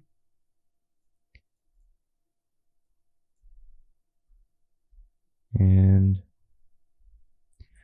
let's do one more flipbook with everything in here. Let's see what this looks like. All right, let's, by the way, zoom out a little bit maybe so we can see this from the beginning. All right, so another flipbook with the retimed stuff.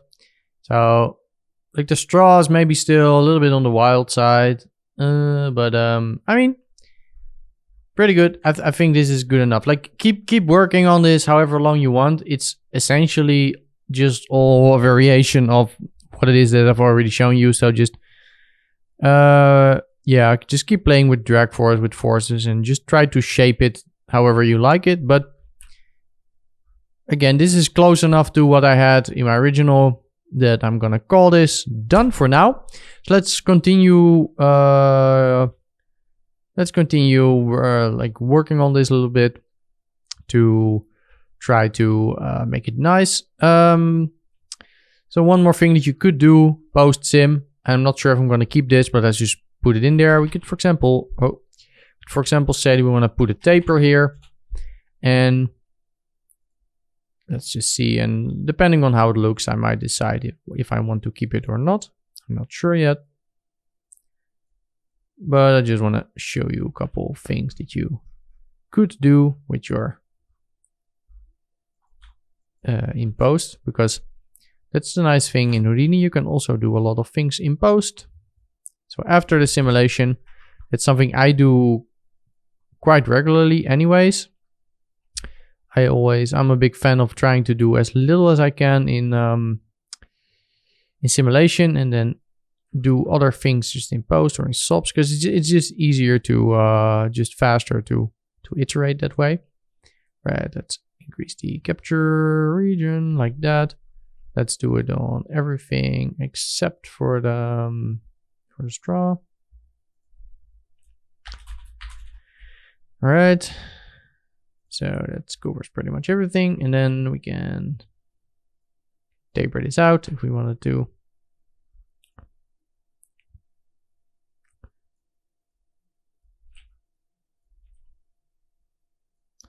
So that's basically what you could do if you want, say, right, I want it to be a little bit thicker at the top. As you can see, we can really shape this post sim. And again, you can also do this stuff in simulation. It's just, these are just final tweaks that you can do to enhance your sim beyond what it was before. All right, yeah, we need to make sure that our capture, all right, so we do want to make sure with our taper here that it's gonna start, it is not gonna influence the stuff on the bottom here. So move it up. Okay, we're doing something here that we shouldn't do. All right, let's all right, let's move it up there. All right, there we go. It's messing it up a little bit. All right, now I think, because we don't want it to deform once it's inside of the glass. All right, so that seems to be correct now.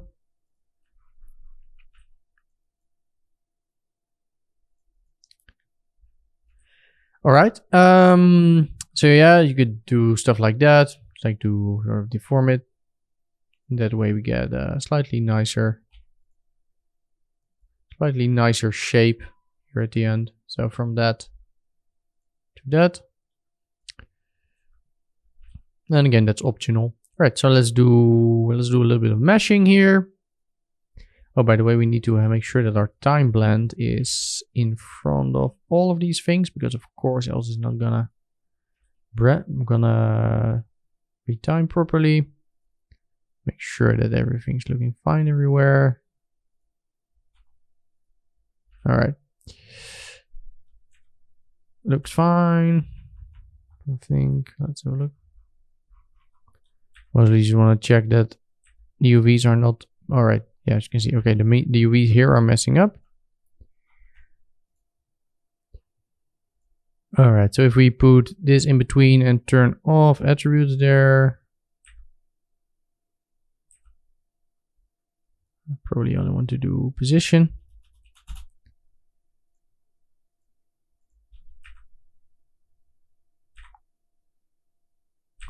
So we only want to interpolate position. All right, that seems to do the trick there. So I kind of missed that when I was checking my stuff before.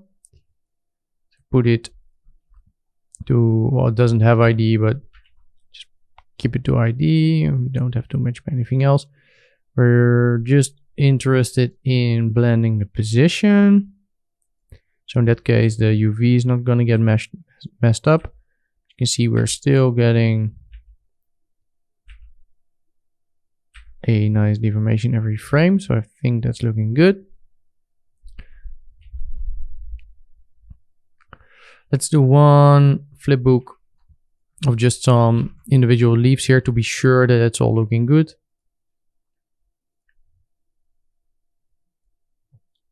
Let's do 1100, 1200. All right, so this looks fine. So there's no issues here with the UVs anymore. You got some weird stuff going on there, but it's just probably just an eye, like a piece of ice moving against the leaf. But they're behaving like leaves here as well, so that's quite nice. All right, so I'm gonna say that this is good enough. All right, so let's focus on the meshing of the fluid. Probably don't need to do that much because we already set that up for our previous shot. Let's just have a look at it. All right, it's already looking pretty decent. Let's look at the swirl itself.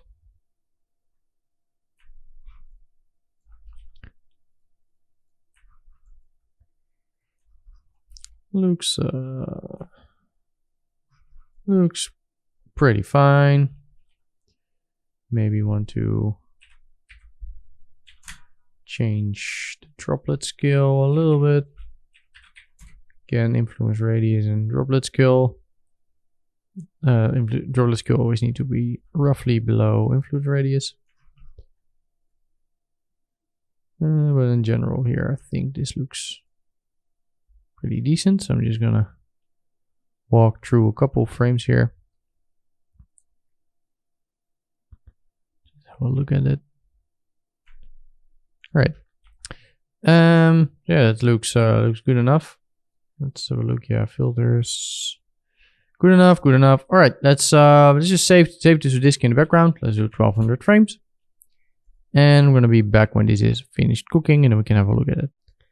All right. So that's finished cooking. So we have our whole swirl here. So yeah, let's have this all go into position. We should have, by the way, the render straw as an object merge in here because we have actually simulated that. There we go. All right. In order to properly put this in position, let's just make sure that none of these things here have transforms on them. So let's zero out straw here. I don't think any of these have transform. All right, the glass has transform. All right, so the R&DR glass should probably have, it should have an object merge here, but we should probably merge in the geo here from our, we also put in as a collision object. So glass.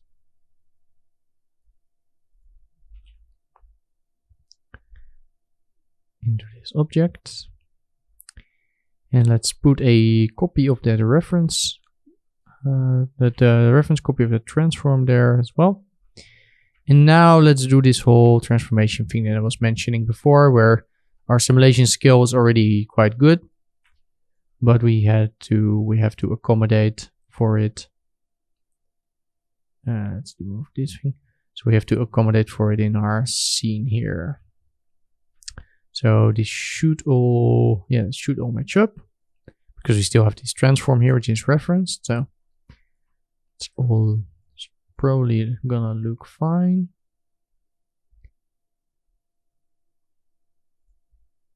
Right, let's make this a little bit smaller.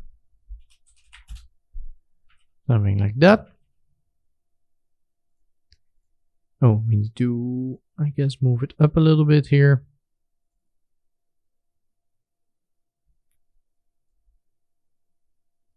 So that it's actually on the thing. Alright, I'm not sure. Oh yeah. We have this straw geo here that we can hide.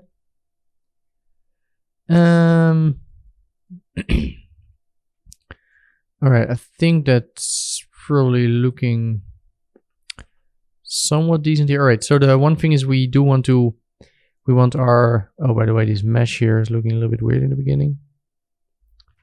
But we want our camera to start in the fluid, so we probably need to say that we want to add a little bit of want this to start a little bit sooner. So let's do another time shift here. Let's say that in here we want to say plus or $F plus, let's say 15 or something, or let's say 20. And I'm not sure if I'm looking at this now. I think we probably need to change the meshing settings, but let's first again do reference copy on this thing. Let's put it on there, each of these elements. So everything is retimed there.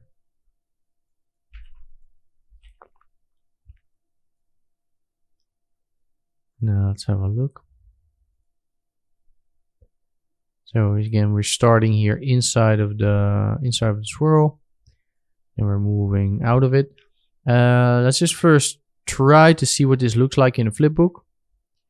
And so from 1001 until 1180 then, because we subtracted some frames when we did the plus 20 frames.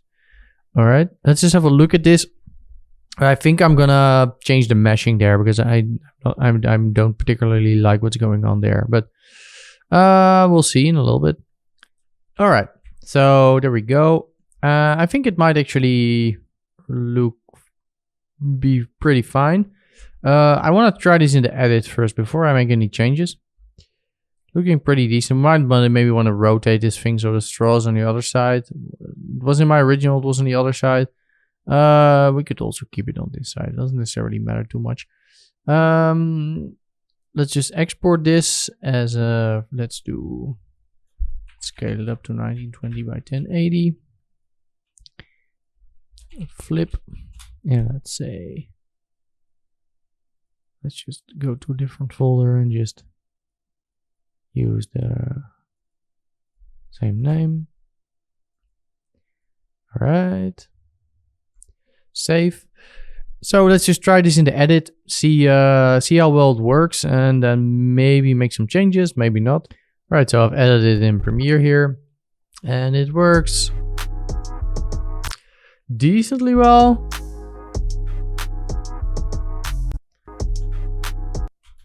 I'm not sure if I like the... I like this part. This part works well. I'm not sure if I like the camera move, but I feel like it should be a little bit faster. It feels like it's easing in here a little bit. So I guess maybe we can change that up a little bit. All right, so I guess it is. I want to ease out instead. Right. Rotate, and let's look at the scale. So I want it to be fast in the beginning and then ease out. Is there stuff going on here that should also do the same? Right, so I changed the camera a little bit. I'm not completely happy with it, but there's still a little bit of jank there. I think for now I'm gonna keep it like that. Right, so there's a couple more things that we need to do in order to be done with this shot. So for the most part, this is all done in the environment and things. Maybe you want to, by the way, line this out a little bit more in the center. We need to do some bubbly particle type of effects inside this swirl. Because that's going to really help us after we do the whole rendering thing.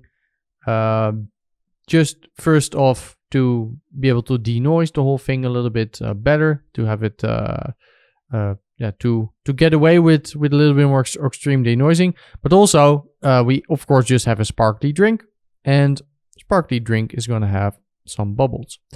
So we need to add some of that spark. All right, so let's create a couple of sparkly things.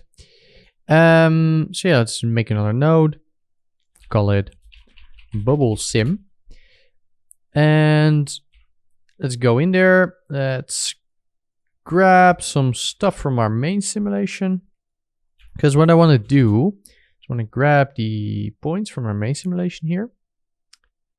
the actual points, so not the, right, there we go. So I want to grab the actual points here.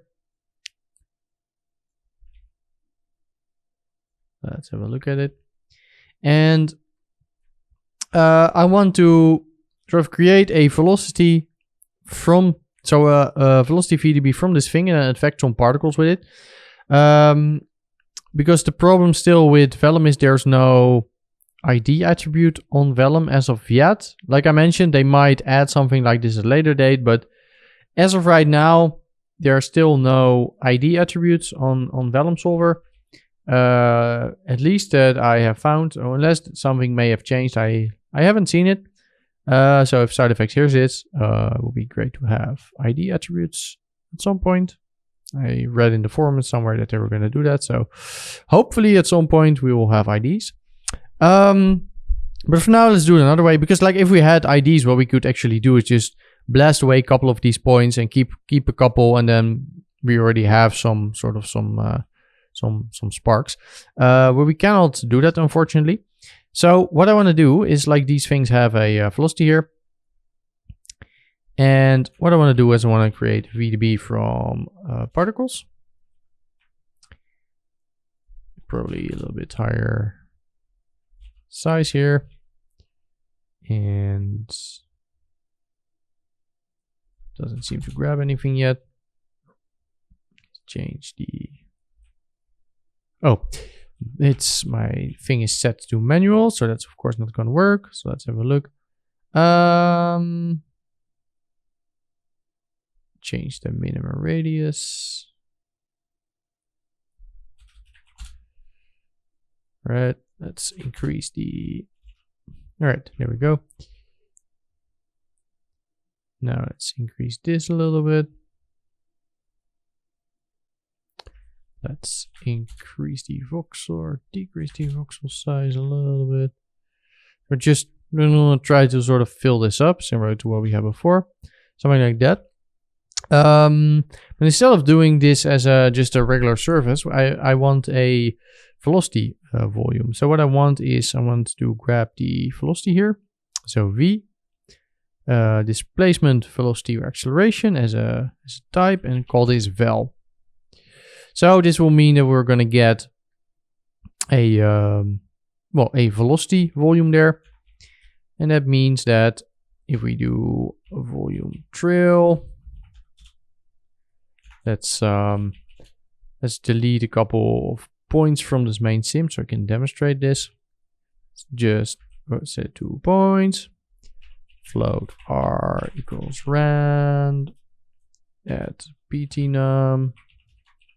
Then if r is above, or let's say if below, or is above 0.02 or 0.3, remove point 0 at ptnum.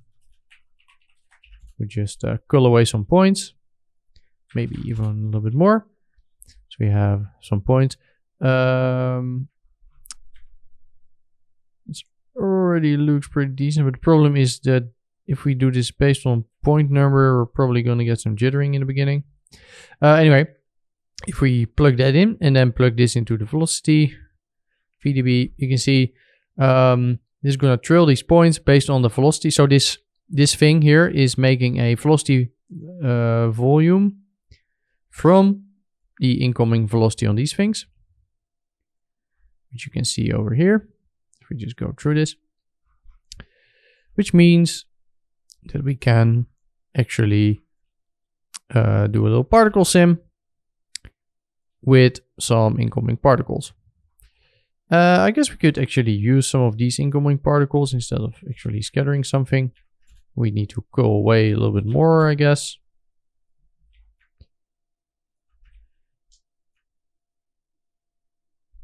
Or let's...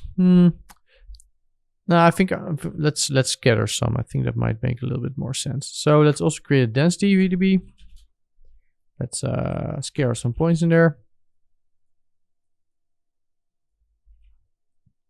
Turn off relax iterations and just scatter a couple of points. And this is not going to be particularly fast. So what I probably want to do is I want to cache out some of this stuff. Or maybe... I think yeah, let's cache this out, and it's going to be a little bit easier to work with. Let's make a file cache. Call this $jobs. Let's say this vel VDB, velocity VDB, and then the other thing we're gonna also cache out are particles from fluid, just to make sure that we don't override anything else. Let's do 1200. Also on this thing. And let's turn off that it is a simulation because it's a non-simulation. And then again, let's do render this in background, and also with this one. All right, let's first wait for the other one to finish before we break something. All right, so these two finished caching. All right, so here we have the velocity, and then we have the particles from fluid. Let's just scrub through this. Might be too much, we'll see, but we can always cool them away a little bit. All right, so let's do pop network. Let's attach it to this thing, and let's do the velocity to the second input, and then do by volume, pop attack by volumes. That's the one.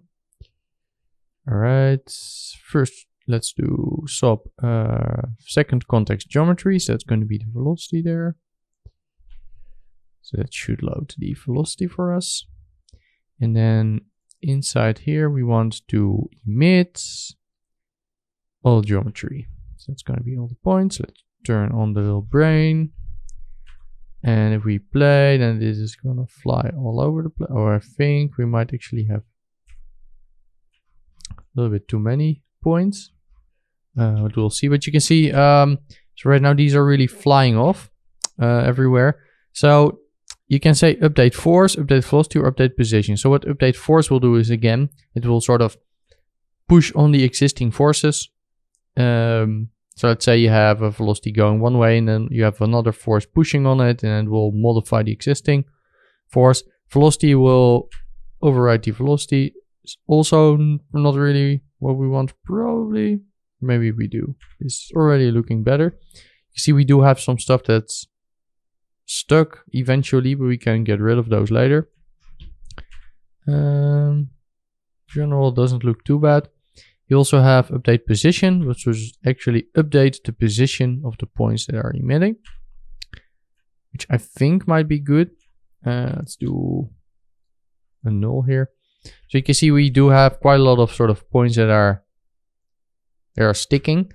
So those are the ones that are sort of at the side of this velocity. So they just get stuck there, and because there's no velocity there, there's nothing to update the position with. So that's why we saved out the surface VDB as well. So that's someone over there. So we can do volume sample on that one. So we can say, all right, float sample equals volume sample 1, and then surface at p. And let's actually call it sample, not sample. Right, I'm gonna say if sample is below, and let's do a slider. Remove. I'm gonna say remove point 0 at ptnum. Oh, all right. So then we have a little slider. We can set a threshold to remove this stuff. And this might not be enough even. All right, let's try this with the velocity update, because maybe that might work better. Update velocity. Let's do velocity blend to 1.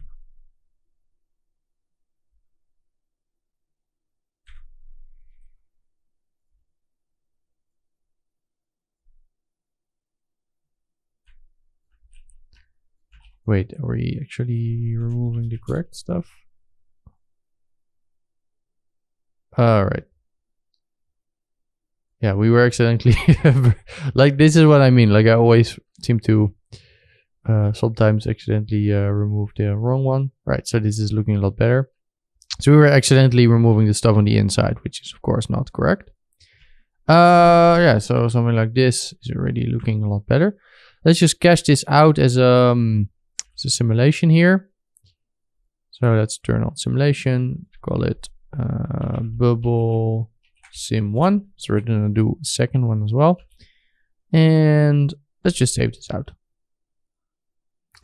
All right, so that finished caching.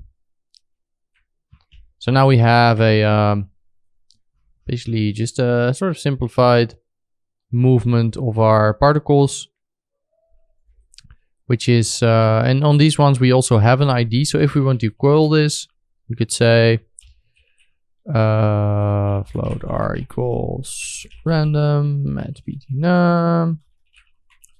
And we could say if r is below point, remove 0.0 at pt num. Maybe let's do it the other way around. Make a little bit more sense for our culling. Right, so then you could, we should probably do it by ID. Right, now we can even curl some points. So there you go. So those are some sort of bubbles we can add in the stream. Now I want to do a second layer as well. Second layer that's going to be separate render, which we're going to be putting, which we're going to just emit from the bottom of the fluid. Right. So for the second one, we probably want to grab the glass here somewhere. Say object merge, and let's grab the glass. Where is the glass? Or do we call it glass? Or no, that's the grass. All right, there we go. So we need to grab that one. These objects.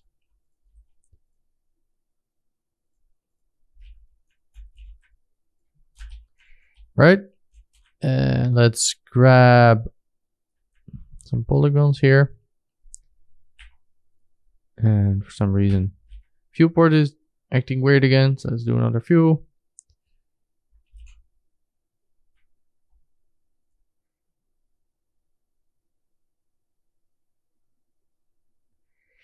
All right, hide. All right.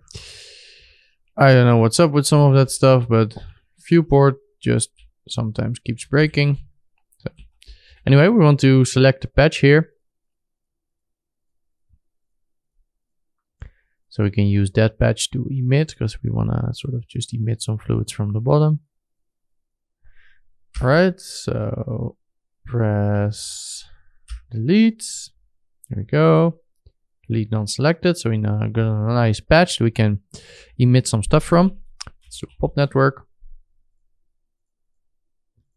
And let's just emit from that thing like that.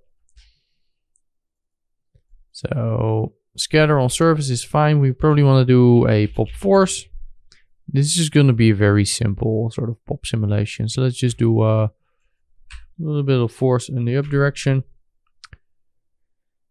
Let's do a little bit of noise there, just some bigger noise. And let's also do a little bit of smaller noise. Oh, on this one we can probably turn the upwards velocity off. All right, there we go.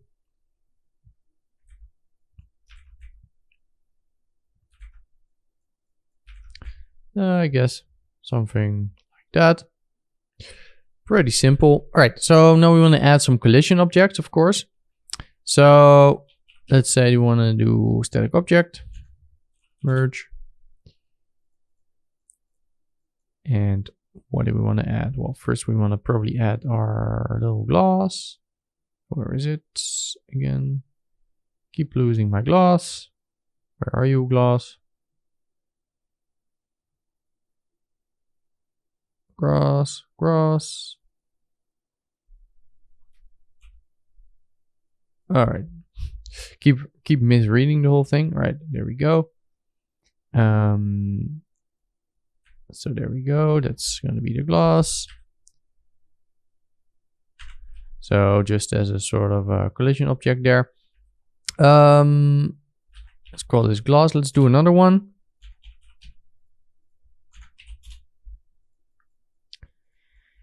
For the other one, we probably mostly want to collide with the ice. Might also collide with some of the other objects. I think mostly the ice is going to be important. Use deforming, reevaluate SOPs to interpolate geometry. So this is going to make this whole thing a lot slower. So this is going to collide with the ice pieces that are there. We could maybe also do one for the lemons.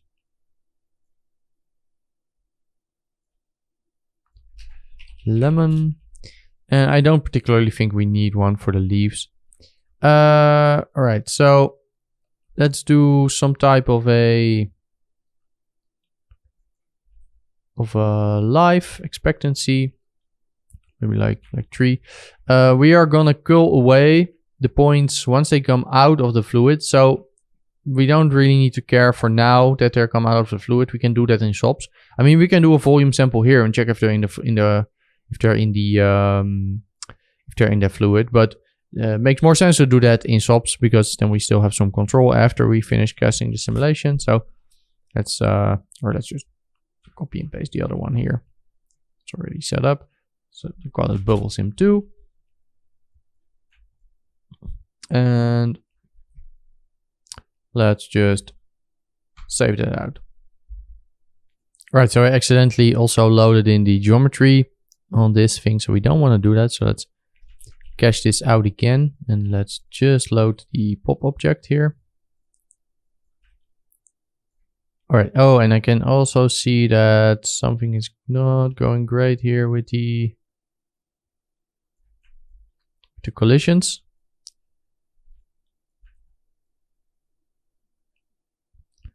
Although I don't think that's going to be a problem because we're going to volume sample this. So it's going to move out of the, so everything that's going to be out of fluid is going to be removed anyways. I'm going to reduce the H a little bit because this moves up quite a lot. We don't necessarily need that. Let's maybe do 3 maximum substeps to maybe avoid some of the stuff moving out. Right. Yeah, let's just save this out again.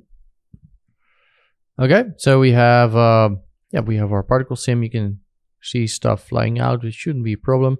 You can also clearly see that it's colliding with some stuff and you're in the center. I might actually want maybe a little bit more points. We can always kill them later. But first I want to move in my RNDR glass here into this object. Oh, not that one. I want to actually grab my water instead. Right, there we go. I want to grab my water. And then VDB from polygons. So this is relatively fast. And this is the correct scale. So it makes more sense to do a volume sample with that one. So let's grab this thing here where we did the volume sample before. Let's link it to the VDB from polygons there. And then you can see our particles are just within our fluid. So this is why you see like it doesn't matter that some fly out because we can just curl them out here. I think I'm gonna do one more where there's a little bit more particles. Again, we can also curl them after the simulation, so it might be good to just have a little bit too many instead of a little bit too few. So let's just save that out again. All right, so some more points. Here we're calling them. All right, so let's do some nulls here. And let's call this out bubbles fluid or something like that. Let's do the other one, call it out bubbles stream. All right, we're gonna need to scale that down so it matches all of the other stuff. All right, so I guess how we need to do that is just make a transform here and copy and paste some values from what we did over there. So realistically, yeah, that should all match. All right.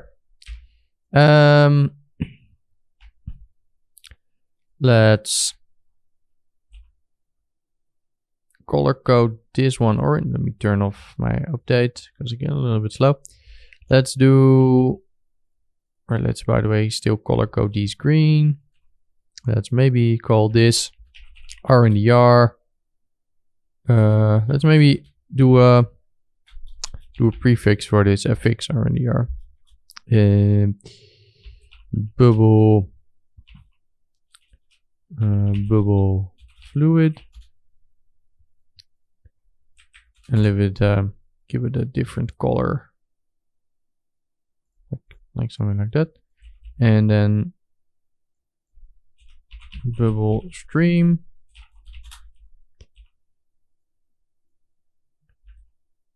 and let's load some of that stuff in. And there we go, into this object.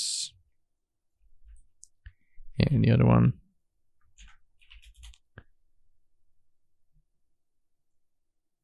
Into this object, right? There we go.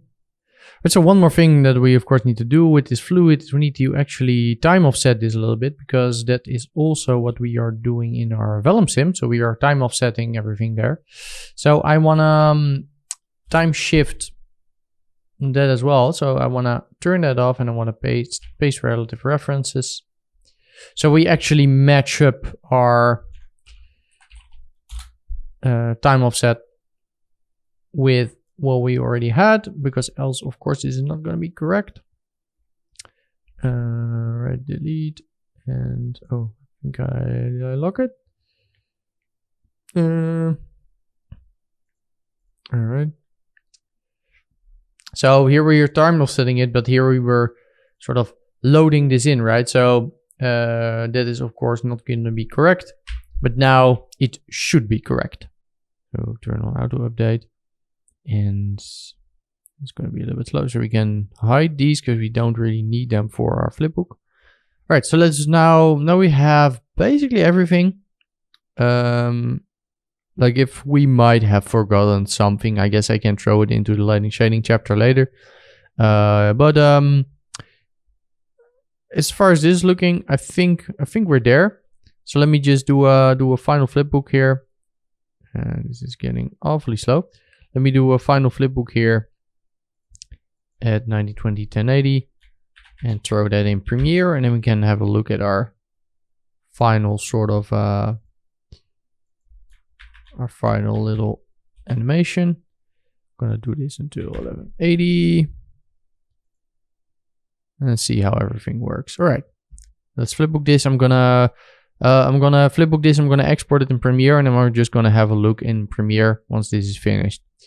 All right, so we're here inside of Premiere. Of course, our sequence is a little bit less long than before, so let's just change the fade out on the audio a little bit. And just shorten this a little bit. All right.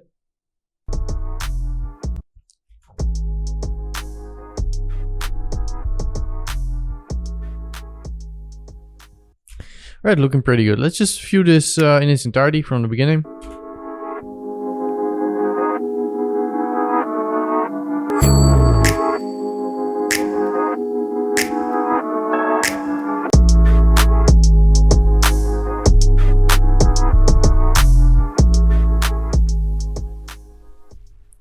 All right, that looks pretty nice. Let's just export this, and we're gonna, so we have something easy to sort of look back on. So then we have, let's just call this, I guess, I guess we can just put it in the edit folder. So then we just have something to refer to later, also with our lighting shading video. So we can just look through that. Let's call it SESI-Snacks edit V001.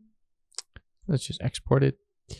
Right. So yeah, that concludes this part of the video series. So we've now completed all of our shots, basically. So all of the simulations, all of the environment geometries, everything should be there. I mean, we might discover maybe some tiny things that we need to still add once we start getting to the lighting shading part of it. But for the most part, this is all wrapped up now.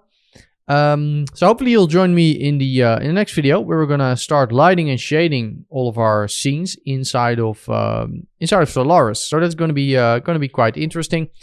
So a little bit different than we did with the previous SESI-Snacks, where everything just happened on in out context. Now we're really gonna do everything in Solaris. So I'm gonna do a very quick introduction to Solaris, and then we're gonna get going on creating some nice materials, some nice lights, and rendering out some shots. So see you there.